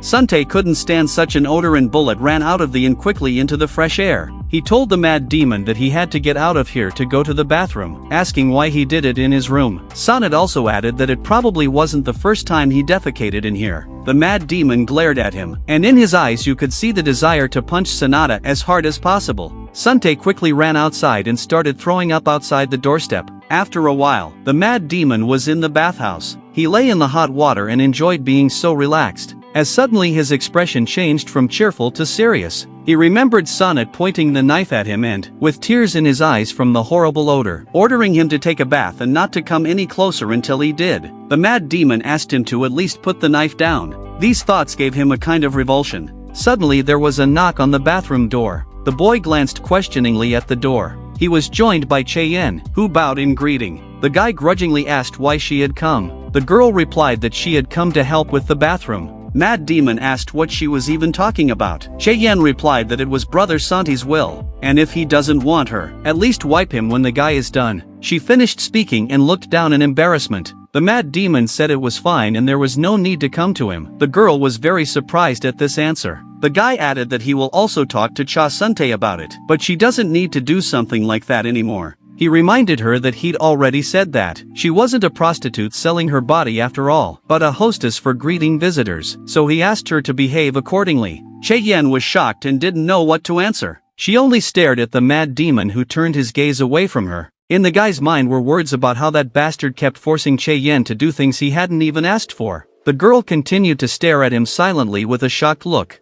she thanked the guy and bowed to him, and also said she wanted to apologize about what had happened earlier. The mad demon replied that it was nothing and it was already all in the past. Che-yen said that she heard that he was very strong. Then why did he turn a blind eye to the beating that time? The boy continued to sit with a thoughtful look, trying to find the words in his head to answer her. He said it was needed so he could use it as an excuse for revenge. Che-yen didn't immediately realize what he was talking about and asked about it. The mad demon explained that when it comes to the revenge of a gentleman, 10 years is a tolerable period, but when it comes to the revenge of an errand boy, the countdown begins from the moment of beating. Such a fact the lad considered unfair in his direction. Che-yen asked in surprise if there was such a saying. The mad demon replied that there wasn't. He had just made it up himself. Surprise did not come from Che-yen's face. The guy finished talking and continued to lounge in the hot bath. The girl had left him himself after all. The mad demon had a train of thought on how dare they use beauty in such a way. Things like feminine charms don't work on him anyway. He remembered how, on the cliffside, the left hand of the pointing light had told him that using women against him had only failed because his tastes were too perverted. So they had to use other people and the plan failed. The mad demon couldn't understand why he was thinking such a thing, as suddenly his solitude was interrupted by Suntae, who abruptly burst into his room shouting that there was a fire in the building. But that didn't scare the mad demon in any way. He asked Suntae why he was so scared of some fire. The guy replied that the hearth of the fire was the house of a mad demon. Here he was already excited. His only home, the Jaha Inn, was completely covered by fire. A huge crowd of people had gathered near it and were in no hurry to extinguish the building as the guys with lighted torches stood in front of it. In that crowd, the silhouette of a mad demon could be seen. He had heard certain people talking, threatening the residents with death if anyone helped a Jaha errand boy, as suddenly this guy, named Sampyeong, heard someone addressing him saying that his brother's grave was behind the inn. The guy was saying that did he really think burning it without returning the body would be a good idea? Sampyeong turned to the crowd with fury and asked who had just told him that. A mad demon came forward with the words that it was he who said it. Sampyeong was surprised by this guy's statement. He asked who he was. The mad demon asked if he thought he dared ask after burning down his house. He wondered what was wrong with him. Sampyeong realized that Isekai was standing in front of him. He was asking what happened to that freak, for now a well-dressed guy was standing in front of him. A guy standing next to Sampyeong named Sunbae asked him if this was the guy. Sunbae asked Sampyeong, bringing him here just to kill some kid on the run. Sampyeong was at a loss for words. Sunbae recalled that he had sort of said that his brothers intended to establish a sect in Ileong Prefecture, and in doing so, they had the difficulty of a single errand boy. He said he looked ridiculous. Sampyeong couldn't find the words to answer him. Sunbae said that if he were to swing his sword for some brat, the entire Murima world would laugh at him, so ordered him to handle the situation himself. Sampyeong was shocked at such an order. Sunbae had told him that if his abilities were so insignificant and he wasn't even capable of taking out someone 6, he was sure that reuniting with his brothers would be the best option for the guy. Sampyeong was dumbfounded by his statement. A mad demon headed in his direction who said that Sunbae was right about that, as he must have a modicum of common sense in him. The guy asked not to make others do the work for him and to fight him fairly and finally get a winner. The terms were that the loser would go down in flames. Sunbae said that it looks like Zaha's acolyte has an inflated ego since he's so sure he can win. But still, he agreed to this fight. Said he, Nyn Jisik of Darkberry Castle, would witness the outcome of the battle. The boys stood across from each other against the backdrop of the blazing hotel. Sampyeong wondered how his brothers could have lost to that bastard. The mad demon realized that Sunbae was kind of giving Cho Sampyeong a fighting chance, while actually trying to assess the guy's abilities. Sampyeong and the mad demon were ready for the fight to begin. The mad demon was as confident as ever and determined to win. He started heading towards Sampyeong. The guy saw it and yelled out what he was doing. The mad demon interrogated him, to which Sampyeong told him to draw his sword. To which the mad demon replied that he didn't need a sword to deal with someone like him. Such words made Sampyeong very angry. He immediately pointed his sword at the mad demon, but the sharp blade of his sword went past the guy, hitting the ground. The mad demon swung his fist at him, after which he punched him in the side of his stomach. Sampyeong coughed a little from being hit so hard, after which he fell to the floor. The mad demon told him to stop overplaying it, for it wasn't even his full power. Sampyeong tried to get to his feet, which he gave with difficulty. Even so, his eyes were filled with hatred and a desire for revenge. He gripped his sword with both hands and pointed it at the mad demon. The sharp blade was a few centimeters from his throat, but having time to react, he immediately grabbed Sampyeon's hand where he was holding the sword, after which he said that his brothers who had been here before him had turned out to be as useless as himself. Sampyeon was scared. He didn't know if he could definitely defeat him. After all, even his brothers couldn't do it. The mad demon said that in his opinion it would be best if neither of them returned to the village, after which, I snatched the sword from his hands with a sharp movement, and with a sharp movement, he stabbed it into Sampyeon's stomach, blood gushing from his wounded body. There was devastation in the guy's eyes. It seemed like these were his last moments in life. He fell to his knees, all his clothes soaked with blood, after which he immediately fell on his side, the mad demon standing in front of him with an indifferent gaze. He didn't seem to be thinking about anything at this moment, only proud of having destroyed another of his enemies. People started to whisper for him dealing with Cho Sampyeong so easily, which was not like the usual errand boy of their Zaha Inn. They didn't understand what was going on or how it was possible. The guy looked at the inn, which was already completely covered in flames, and called the arsonists bastards with a question as to what the inn had wronged them. He didn't take his eyes off the way his house was slowly burning down. He heard Sunbi's words, who said that it was a good performance. He also noticed that the kid definitely has talent. Sunbae turned around and headed to leave with the words that if something happened, that's when they would meet again. The mad demon asked him where he had gone, calling him a scum. Sunbae stopped and turned his head slightly towards him. He asked how dare he stop him. The mad demon asked to stop playing with him already and added that he didn't care who he was. The guy took the bloody sword in his hands and pointed it at Sunbae. Sunbae was a little surprised at such a bold act. The mad demon said that if he had only known and seen the one who had tried to kill him and burn down the inn, he would not have been so kind and let him go free. Sunbae began to run forward. The mad demon didn't realize what was happening. He kicked his foot to the floor and jumped up. With that he made a high jump, which gave him the opportunity to be a few meters ahead. He stopped in front of Sunbae's face, preventing him from running forward. Sunbae decided to act and folded his palms together, channeled all his power and with a scream, spat it out towards the mad demon. The mad demon was standing with his back to him at this time. He turned his cold gaze back. His eyes were filled with the desire to kill this guy. He took another high jump to keep Sunbae's power from hitting him. Sunbae looked worried. What can't be said for the mad demon, who looked at him with a murderous stare. Suddenly, Sunbae lowered his arms as if he had lost his strength. Immediately there was a full-length incision on his body. The boy collapsed lifelessly to the ground. The mad demon's eyes were cold and devoid of feeling as he looked at Sunbae's dead body. At this time, not even a building could be seen at the site of the hotel anymore. The remaining boards were quietly burning out, and in front of a huge wall of shin was lying 2 dead bodies and a huge crowd of residents standing. When they saw that the mad demon had killed 2 strong opponents with ease, alarm came over them. Santi's annoyed look could be seen among the frightened faces. What surprised him was that Cho Sampyeong had now also gone to the next world. But suddenly he saw another dead body, which struck him, since he didn't know who he was. The mad demon turned to the crowd of others. He asked them who gave the order to burn down someone else's house. Do they really want him to give them what they deserve? The guys immediately became nervous. They asked for his forgiveness as they wanted him to let them live. The mad demon repeated the question again as to the grounds on which they had burned down his house, and why he was not hearing an answer to his question. Sante emerged from the crowd and began talking about how perhaps their act was motivated by a desire to get rid of the infernal stench coming from the house. Since smelling that odor for the first time, he said he wanted to burn it too. People started asking if the hotel smelled like shit and tried to find out why, to which Sante said he didn't know. The mad demon mentally asked himself if he should finish this asshole off now. He immediately called Sante by name,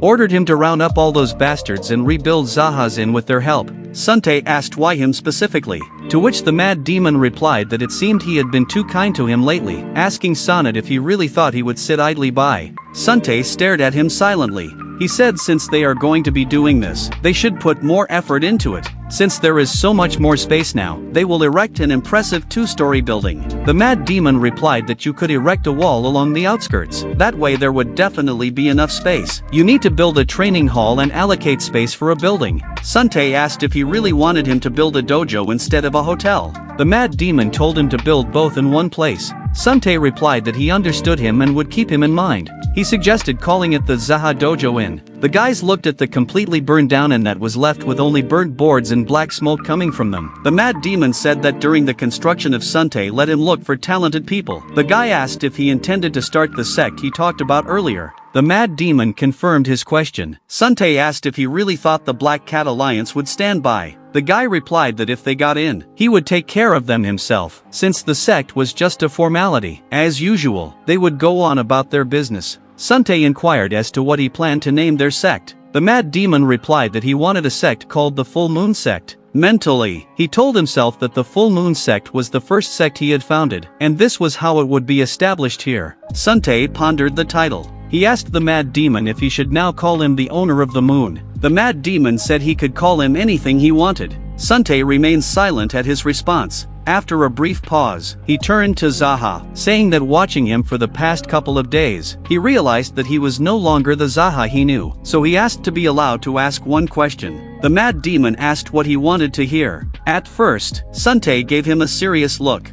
He then asked why he had let him live, a question that tormented him constantly. The more he thought about it, the less he realized why. The mad demon replied that he kept him alive to taunt him. That kind of answer stunned the guy. He lowered his gaze with a sad face, then turned his gaze once again to the burnt remains after the inn said that it was probably better than death. The mad demon confirmed his words. After a while they came to a brothel of plum blossoms. The mad demon was in his room, which was filled with a bright light that came from a small flame in the guy's palms. His eyes were closed. He understood that he needed to improve his chi techniques. He knew how important it was to protect others from past life experiences. Meanwhile, Sunte was minding his own business. He was drawing up a plan to build a hotel. The next morning everyone gathered at the site of the burned-out hotel. The commander-in-chief was Sunte, who directed what to do and how to do it. At this time, the mad demon was still in the brothel. After a long time of being in a meditative state, he opened his eyes, after which he let go of control of his powers. He heard someone walking across his room, looked up wondering who it was that had come. In front of him stood Sunte, who said that they were from the Black Cat Alliance. The Cho brothers always greeted them as honored guests. The mad demon asked how many of them there were, to which the guy replied that there were 2 of them here. They had previously greeted them cordially, so I decided to find out how to treat them now. The mad demon got up from his sweat with the words that he wanted to greet them. Sunte asked if he was really going to fight. The mad demon replied that they would most likely turn a blind eye to the murder of Cho's brothers and demand that he pay them a toll. In addition, they would offer him an alliance and tell him about himself. Sunte wondered what he would do if it turned out they hadn't arrived for the sake of greeting, and now pulling against the alliance would be extremely difficult. The mad demon replied that it might be hard for Sunte, but definitely not for him. The guy clarified with anger in his eyes. Is he really saying they should accept death? The mad demon, being already before the exit, said they were trying to kill him first. Turning his confident gaze on Sunte, said that despite the threat, he would not die. The guy didn't say anything back to him, as he knew he didn't throw words around. At this time, the people from the Black Cat sect were sitting in a separate room waiting. A mad demon walked in on them. Sunte told them to enjoy their time and closed the door behind him, leaving them alone. The mad demon sat down across from the humans at a chair. One of the guys named Chanpang introduced his alliance, which was called the Black Cat Alliance, the Golden Peak Branch. The second was named Han Go Wook, who was from the Golden Peak Branch. The mad demon, despite their greeting, did not answer them anything. His look was as if he was not the least bit interested in them. The guys wondered how he dares to behave like that, if he did not know where they came from. Chanpang started talking first about what they heard. The mad demon killed the Cho brothers and clarified if that was true. The mad demon confirmed their speculation. The boys threw a look at him, filled with anger toward him. Isekai decided to find out why they needed this information, if they had something to do with them, since they needed to know about them. But suddenly the guy noticed that they had completely different last names. Chanpang and Gowook met each other's gazes. As they looked at the mad demon, they wondered who he thought he was, if he thought he could compete with anyone since he had gotten rid of the Cho brothers, or he's so confident in his skills. The mad demon asked in a rough voice why they were silent and staring at him. The guys continued to stare at him in silence, but the looks spoke for themselves as well, which blazed with hatred for him. The mad demon let out a pitiful exhale in their direction and mentally asked himself that maybe they were so calm because they were here to collect money. Chanpang looked pensive. It was as if he was trying to figure out something in his head, something to consider. After a pause, said that Cho had promised them to start a sect in this province, but a mad demon had killed him. The guy asked what they wanted from him. Chanpang continued that if they reported this to the Black Cat Alliance, then things would get very complicated, because he had disrupted their course of action by killing the Cho brothers. The Mad Demon only said that he understood. After which he decided to clarify that it meant they wanted him to pay them bribes like the Cho brothers had done before him. A sly smile appeared on the guys' faces. Chanpang said, "He turns out to be not so bad." The Mad Demon suggested a drink for starters, and then it was time to work things out. He called out to the girl named Song, whereupon the door to the room opened. His subordinate appeared on the doorstep and bowed in greeting. He asked her why she hadn't brought that lousy Duchuan drink yet and asked her to bring snacks. She didn't understand at first what he meant by the words lousy Duchuan, but then I realized it was precious Duchuan liquor we were talking about. She bowed again and said it would be ready in a minute. The boys were alone again. Go-wook said that alcohol is fine, but he still hopes they can agree on the terms before they leave. The Mad Demon asked why don't they focus on the alcohol first. Go-wook suddenly got up from the table, and Go-wook banged his fist and shouted that they'd had enough, asking the crazy demon if he thought he could get away with it. But this behavior did not provoke any reaction from the guy. He stopped his gaze on the guy's fist, with which he slapped the table with anger. The Mad Demon asked him with a cold stare that maybe he wanted to test his hand in battle with him. The guys couldn't understand why he was so confident. If he had some kind of plan. The Mad Demon leaned back in his chair and said that he would like to ask them something. He wondered if they thought the Black Cat Alliance could show up here and bail the two of them out like nothing had happened. Afterward, he told them to reflect on it, because they probably think that he would have massacred the Cho brothers if he was afraid of the alliance. The guys realized that the man in front of them was no coward and threats didn't stop him at all. The guy said he recognizes that they have far superior skills than the Cho brothers, as those three were talentless. Zhongpang and Gu-wook looked alarmed. The Mad Demon warned that if they didn't make a decision by the time Madame Song, whom he had sent to get alcohol, arrived, he would fight to the death with the two of them, so they should think hard about it. After a moment, he noticed that it looked like Mrs. Song had returned, which really startled the guys. There was a note of menace in his gaze. A girl came into the room. She glanced questioningly at those present. A wide smile immediately appeared on the guys' faces. They said that the Mad Demon didn't have to worry, because they would definitely put in a good word for him in the Black Cat Alliance, so he had nothing to worry about. The Mad Demon asked if they would actually do it, after which he said he believed them, for he realized they were afraid of him. Well, for that matter, the fact that these rotten brothers were dead was a joy to them. The guys agreed with his opinion. They said that they hadn't been able to stand them for a long time. The Mad Demon laughingly clarified whether it was true or not. After a while the boys were running away from the plum blossoms as fast as they could. Sante asked the Mad Demon if it was okay to let them go like that. To which the man replied that if they were to kill them now, he would have to deal with the entire Black Cat Union. After all, no matter what the manager Yang Hung is here, they would just continue to obey the one in whose hands the power lies. And the person to keep an eye on in the area is the 12th mistress, the Great Lizard. Nothing to attract the Great Lizard's attention right now. For a while, the Mad Demon will be busy training, so the management and all other duties are left entirely to Suntai. The guy added that he could most likely take the position of Haomun's general. Suntae was surprised by his words, but the Mad Demon warned him that if he quickly squandered all the money, he would be immediately fired from this position. Sonnet asked if he would just fire him. The Mad Demon went about his business and on the way yelled fired means dead. Suntae was insanely angry with him. He said that wasn't their agreement, but the Mad Demon replied that this was his place, and therefore the laws were his as well. But suddenly he remembered there was something else he wanted to tell him. He turned to Suntae and once again congratulated him on being promoted to general. He was the first to be so honored, but his congratulations didn't make the guy feel any better. He only got angrier at him. The Mad Demon walked onward with a slight smile. Suntae quietly called him a jerk, then exhaled heavily with words about how hard his life was. At this time, the Mad Demon came to the cafe. He stood on the threshold and looked around. One of the guests, when he saw him, asked if he had made it. The Mad Demon said yes and sat down across from him.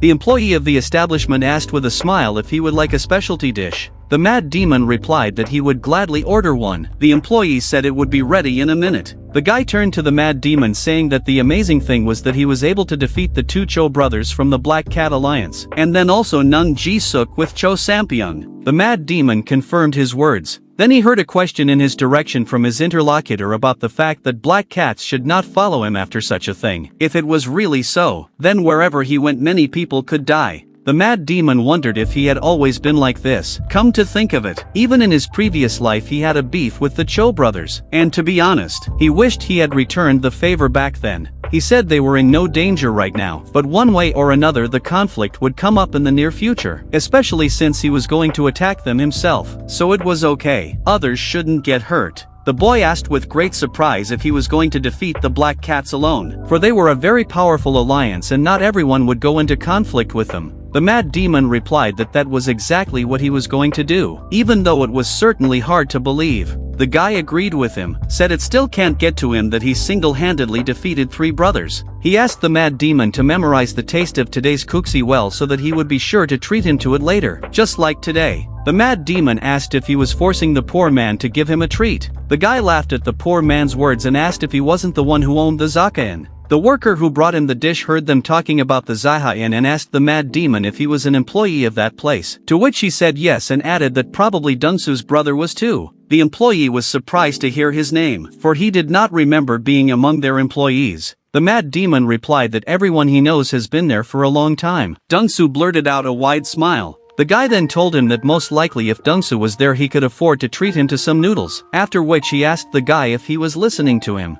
Dunsu placed a plate with a dish on the table, then sat down beside him and asked the dear guest who he thought he was. Despite such a rude question, there was anxiety on his face. Just as suddenly someone yelled for Izaha to go to the exit. The guys all in 3 turned back when they heard someone's voice. At the entrance stood a guy whose face was not visible because of the hat. He was also wearing a long cloak that covered his body completely. Only his sharp, blade-like gaze was visible. Dunsu smilingly told the mad demon, calling him master, that it seemed to be to him, to which the mad demon decided to ask since when was he a master and not a guest. Dunsu immediately changed his face already to that of a serious person rather than a positive worker and told him to be careful. The guy sitting across from the mad demon also told him to be careful, after which he coughed a little and said he smelled rain and warned him that he might catch a cold. The mad demon realized that he had no choice but to work things out with someone again. He exhaled heavily and headed for the exit. Along the way, he said that nothing is impossible for their master. When he came out, it was already raining outside. He found himself facing his opponent. The guy told him that he had heard that he had the nerve to kill Nung Jisuk from the Black Cat Alliance and asked if it was true. The mad demon pretended that at first he didn't understand who he was talking about, and then said that he thought he had heard that name somewhere. He immediately remembered what the guy they were talking about looked like, after which he asked if it was him. The stranger said he was sent by the Black Cats. The mad demon wondered that the spiritual phantom in front of him must be Wei Sungwoo's spiritual phantom. After all, he was the one who had attacked and killed him in his past life. He's so young and already has such a serious nickname. Sungwoo ordered him to explain why he killed Eun Ji-suk. The mad demon replied that he did it because the man burned down his house. Sungwoo said he realized what his motive was for the murder. However, he buried himself with it. The mad demon asked the guy, did he really think that by killing him, the guy would have everything in his hands? With a cold stare, he added that he was sorry that Sungwoo was not only deprived of hair but also brains. Sungwoo was furious at this guy's behavior. He said that he should probably teach him a proper lesson first before wiping him out. The next instant a bolt of lightning struck between them, the light of which blinded their eyes. Just then, a fighter appeared on the horizon and ran towards the mad demon with swords in his hands. As he approached the boy and swung at him, the mad demon managed to dodge the blow, allowing the sharp blade to pass him by. He tapped his foot on the ground, causing a repulsive wave of his power to appear. It helped spook the enemy a bit and he took a couple steps backwards to avoid being hit.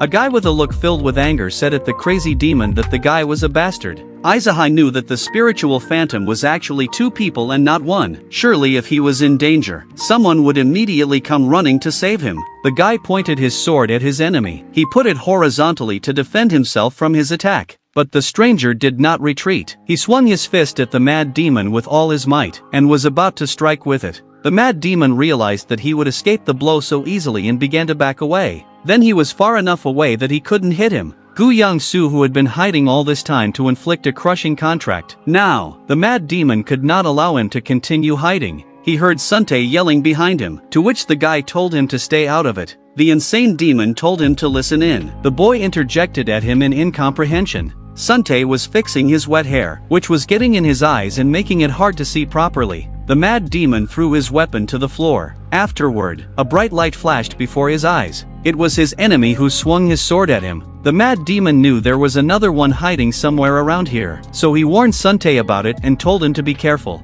Suntae was amazed that at any moment, he could be attacked by some powerful enemy. He immediately started looking around trying to see where he was. Suddenly some noise was heard from the roof of the cafe. Another guy jumped off of it and did a few turns around himself before landing. He stood beside his comrade with whom they were about to massacre the mad demon. Suntae, seeing it, said it was some kind of cheesy surprise, but the crazy guy was glad that he had finally lured him out. One of the guys who had shown up first before told the Isa that he appeared to have been here from the beginning. The mad demon looked at him with a smile on his face. He knew he was being devious with them. The boy told his comrade to be careful, for the mad demon was not so simple. The two of them tore into the Isahu at the same time from both sides. The gaze of one of the guys examined the mad demon. The other guy also threw a sharp glance at him. The mad demon looked just as confident. There wasn't an ounce of fear in his eyes. Just as suddenly, Suntae shouted at the guy who had no hair, calling him a bald bastard, said he would be his opponent. Afterward asked him if he even knew what his nickname was, but immediately told him that it was not necessary for someone who was about to be cut to pieces to know. He shouted to him to get ready, and immediately tore from his seat in his direction with the words that he was almost near them and would now fight this battle with all honor and pride.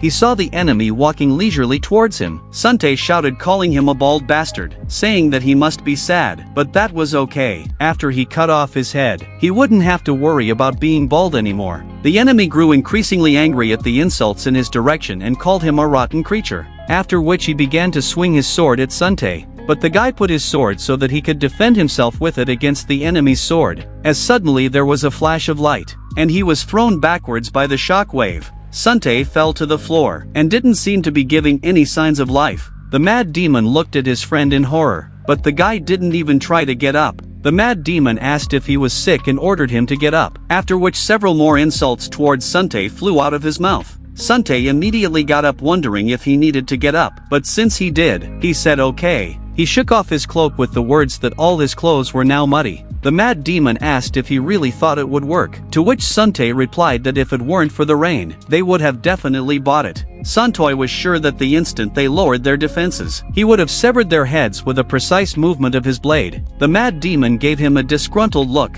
One of the guys, who was their enemy, said these bastards were fooling around right in front of them. At that moment, Suntae told the mad demon that the lack of hair on this guy made it seem as if raindrops were dancing on his bald head. Those words pissed that guy off more and more. The urge to gag him appeared more and more. He immediately ran and swung a sharp blade at him. Suntae was ready to give him an appropriate punch, but he wouldn't have had time to do that, so the mad demon covered him with himself, shielding himself with his sword, which struck against his enemy's sharp weapon. The mad demon's gaze was sly and confident, but the boy's eyes were blazing with fire, anger welling up inside him. He swung his sword again, but the mad demon was just as quick to react and held up his weapon with his own. It annoyed the guy immensely. The mad demon made a turn around himself to step backwards away from him. Then he jumped aside and the water from the puddle splashed sideways, making a loud spit. The boys looked at him in silence as all their attempts were pointless. Suntae was surprised at such a reception from the mad demon. All four guys stood across from each other and there was a pause between them. The mad demon said to himself that if you think about it, since his return to the past, this was the first time he had felt something like this. He liked fighting someone. It was fun and exciting for him to watch his enemies lose. One of the guys noticed that the mad demon was smiling, much to his annoyance. The mad demon took up his sword.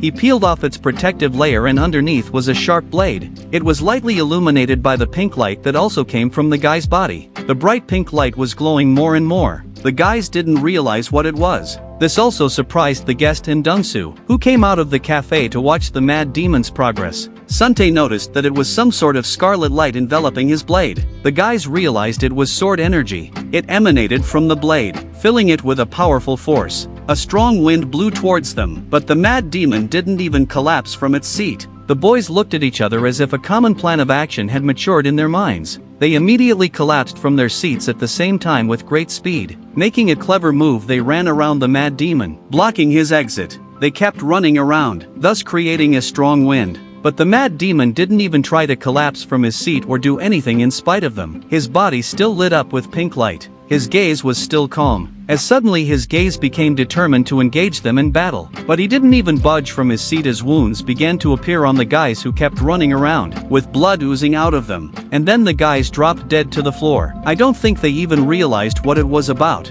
Sante was dumbfounded as soon as he saw the guys fall lifelessly. But because the mad demon was standing still, the guys who were standing in the cafe looked through the open doors and saw only the silhouette of a mad demon who stood between two dead bodies that were surrounded by a pool of blood. The cold rain washed the blood off the road fast enough. The mad demon was soaked to the skin, but he didn't leave his seat. It was as if he was enjoying the cold drops that covered him from head to toe, which helped him think about what had happened. As suddenly the silence was interrupted by Sante, who bowed before the mad demon and thanked him for his hard work. To which the mad demon called him a jerk and told him to act normal. Sante pondered over the question of who these guys were. The mad demon with a tired yet sad expression said that they were members of the Black Lily. Sante immediately became furious at this information, after which, he immediately calmed down and said that the Black Lily was more powerful than the Black Cat Alliance, and everything that was happening was gaining serious momentum given the appearance of the Black Lily. The mad demon turned to leave with the words that he was going to take a shower. Sante replied that the guy could leave the cleaning of this place where the two corpses lay to him.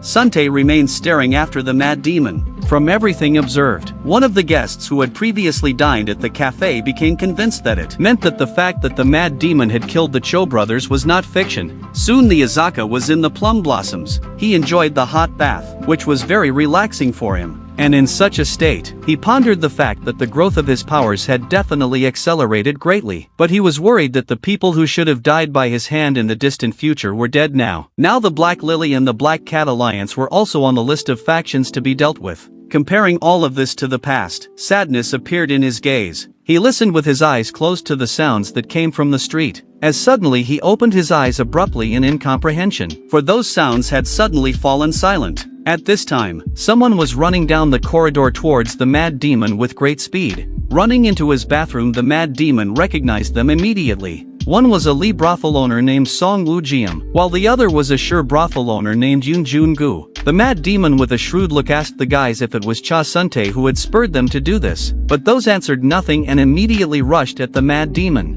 The wooden tub, which was round in shape, cracked in the middle. Then there was like some kind of explosion and the debris from the bathtub flew in different directions, the water splashing all over the room. The guys tried to cover their faces from the debris. Just as suddenly, a mad demon appeared in front of them, who seemed insanely strong against their background. He took one hand on the scruff of one of the boys, and immediately did the same with the second one. With tremendous force, he threw them back. The guys hit the wall, leaving a large hit mark on it and collapsed to the floor with a concussion, not even providing any effort to try to fight. The mad demon took one look at them and realized that they were most likely attacking, knowing that he didn't have any weapons on him while he was taking a bath. His eyes were filled with anger at the fact that was it really Santi's doing. After a time of getting dressed, he was on his way to Santi's place to settle the matter. On the way, he met a subordinate and asked where Cha Suntae was, but the man replied that he was not here, to which the mad demon said in a rough voice, as if commanding, that he had better be perfectly honest with him. The man replied that he was telling the truth. He hadn't seen anyone since Suntae had excused himself a little earlier. The mad demon only threw a serious look at the man and answered nothing,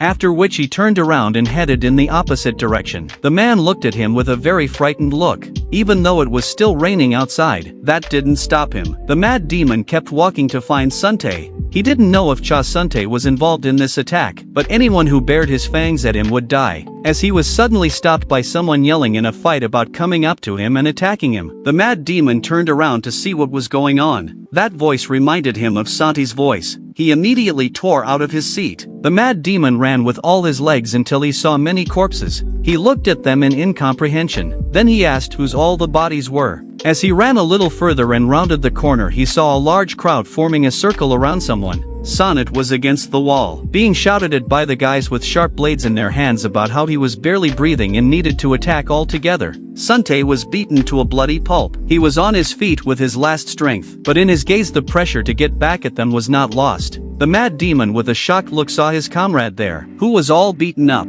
He walked over to the crowd of guys who surrounded Suntae. The boy looked at him with a haggard look. The mad demon asked the guy with a slight smile, wondering if he was still alive. He shouted at the top of his voice for him to save him. The maddening feeling of aggression never left him, making his eyes fill with tears. All of the crowd's attention was directed towards the mad demon that stood behind him. Sante shouted again, asking him why he stood up like that. He had just told the mad demon to save him while pointing his sword at the others to keep them away from him. The mad demon was in no hurry to help him, as the guy didn't like the way Sante was asking him for help. The crowd of guys pointed their weapons at the mad demon. The mad demon asked why they were silent, telling them to pick up their swords and attack. The enemies, wasting no time, rushed at him, shouting that there was no need to be afraid, for he was only an errand boy. They shouted to attack together, but this did not frighten the mad demon in any way. His gaze was calm. He began to defend himself vigorously, punching one of the guys in the stomach first. The other was punched in the face,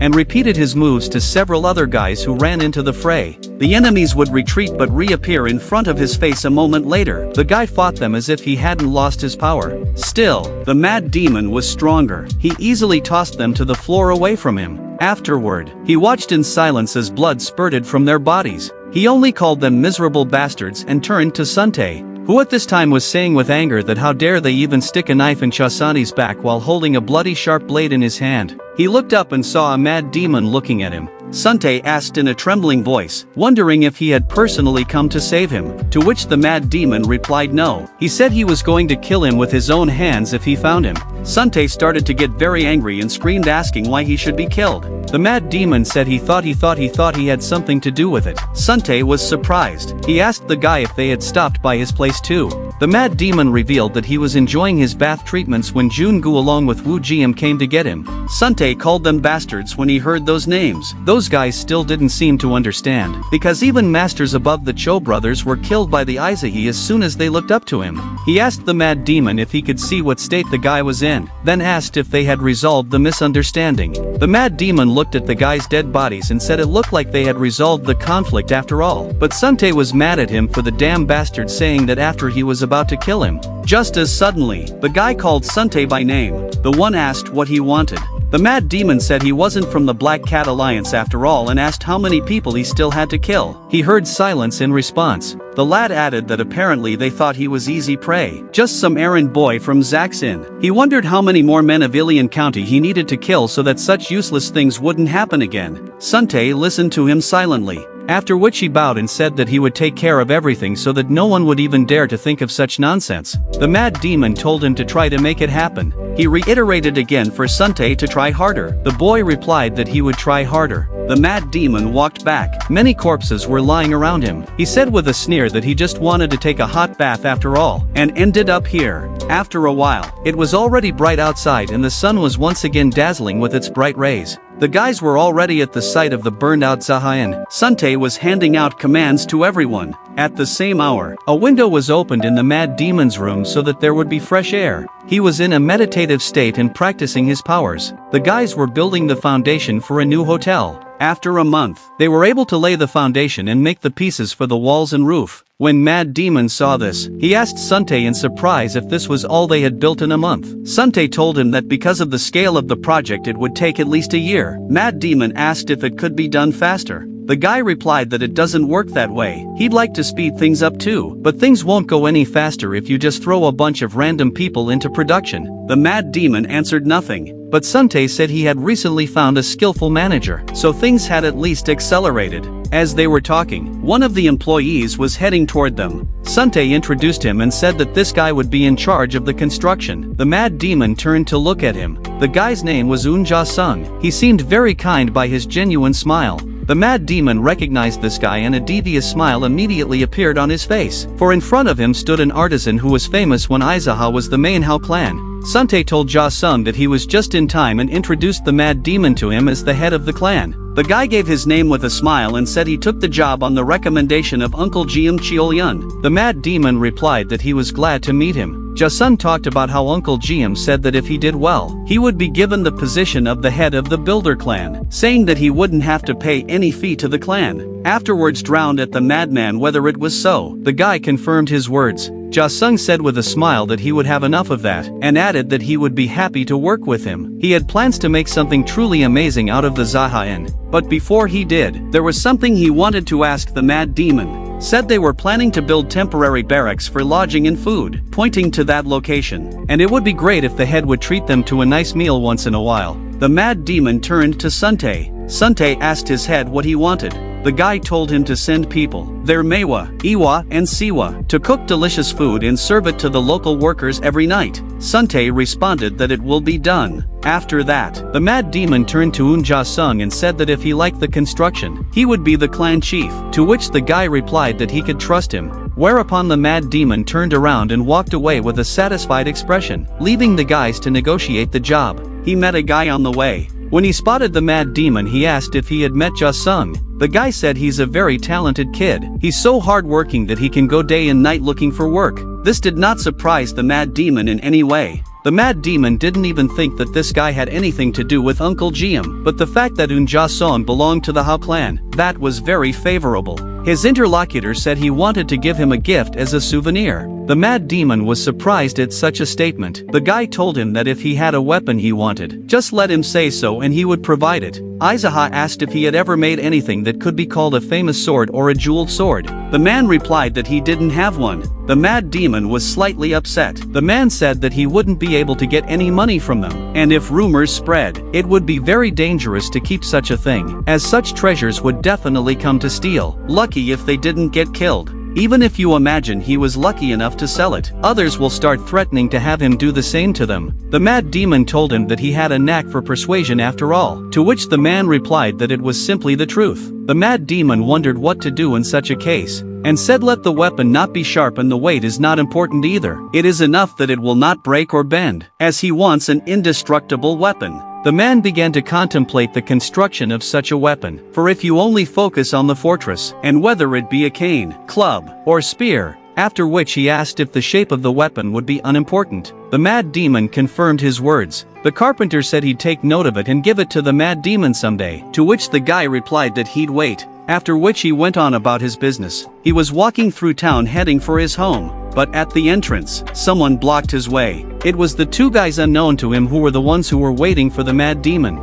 The Mad Demon looked at them in incomprehension. One of the guys asked if he was the owner of the Isa Inn. The Mad Demon answered him nothing, only threw a sinister look at him, after which he pushed them and walked past them with the words that he was just an errand boy. But one of the guys shouted in his wake to take his time leaving. The Mad Demon turned to him questioningly. The guy exhaled, as if preparing himself for a conversation. He bowed with the words that he was a messenger from the Black Cat Alliance and his name was Hekrin Hong, and he was here to convey to the Mad Demon the words of the superior. The Mad Demon with a sharp gaze clarified about the Black Cat Alliance guy. Hekrin Hong said that the Golden Phoenix Pavilion Master wants to see the guy, then added that the master had sent the invitation, not the assassins, so the Mad Demon had better not refuse, because if he comes back with nothing, he won't be without them. Isekai looked at him with a serious look. They continued to stand and glare at each other. The Mad Demon asked if he was obligated to come if this Golden Phoenix Pavilion Master of theirs was calling him. Run Hong replied that if he didn't accept the invitation, he might just run away. If he did so, he could keep himself alive and there would be no killing of innocent people in the circle of Ilion. Such a move would be good for everyone. The Mad Demon began to mull over his words that if he wanted to continue to be the head in Ilion County, he needed to bow to the Black Cat's Alliance. He wondered about the fact that if he didn't, it meant he had to leave the Ilion.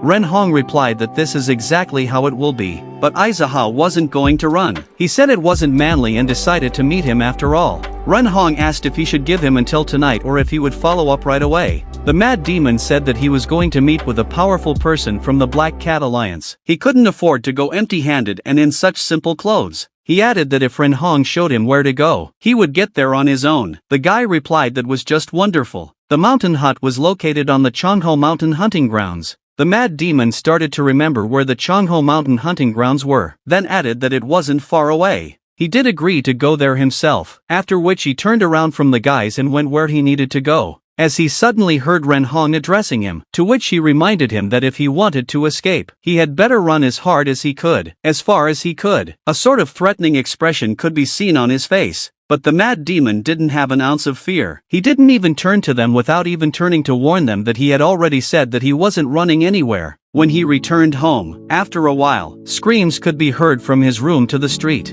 It was Suntae who shouted, who was simply enraged that a mad demon would deal with the Golden Phoenix Pavilion Master. The guy kept shouting for did this money-crazed murderer summon a mad demon? The mad demon replied that he wasn't the one who had called him, but he had decided to go. Suntae, with his cold to the point of shivering gaze, said that in any case, he would gather everyone right away and added that a war should be arranged. The mad demon asked what kind of war he was even talking about. Was he really going to send all of Ilian's young boys to their deaths? He said he'd rather fail himself. Suntae sharply shouted at the guy, has he gone completely crazy? Because if he goes, he will definitely die. He asked the mad demon that maybe he thought the bastard would just leave him alone. After all, it was some errand boy that pissed him off, so he was definitely finished. After getting no response from the mad demon, he stopped shouting and already with a calm look he asked at least to be taken along. The mad demon asked in incomprehension, wondering if he was serious about this. The boy with a frown mumbled back at him, after which he lowered his gaze to the floor and said that to be honest, he wasn't seriously saying that. The mad demon exhaled unhappily with the words that it was his damn mouth again, then said that he would be back soon and let Suntae work on his manners for now.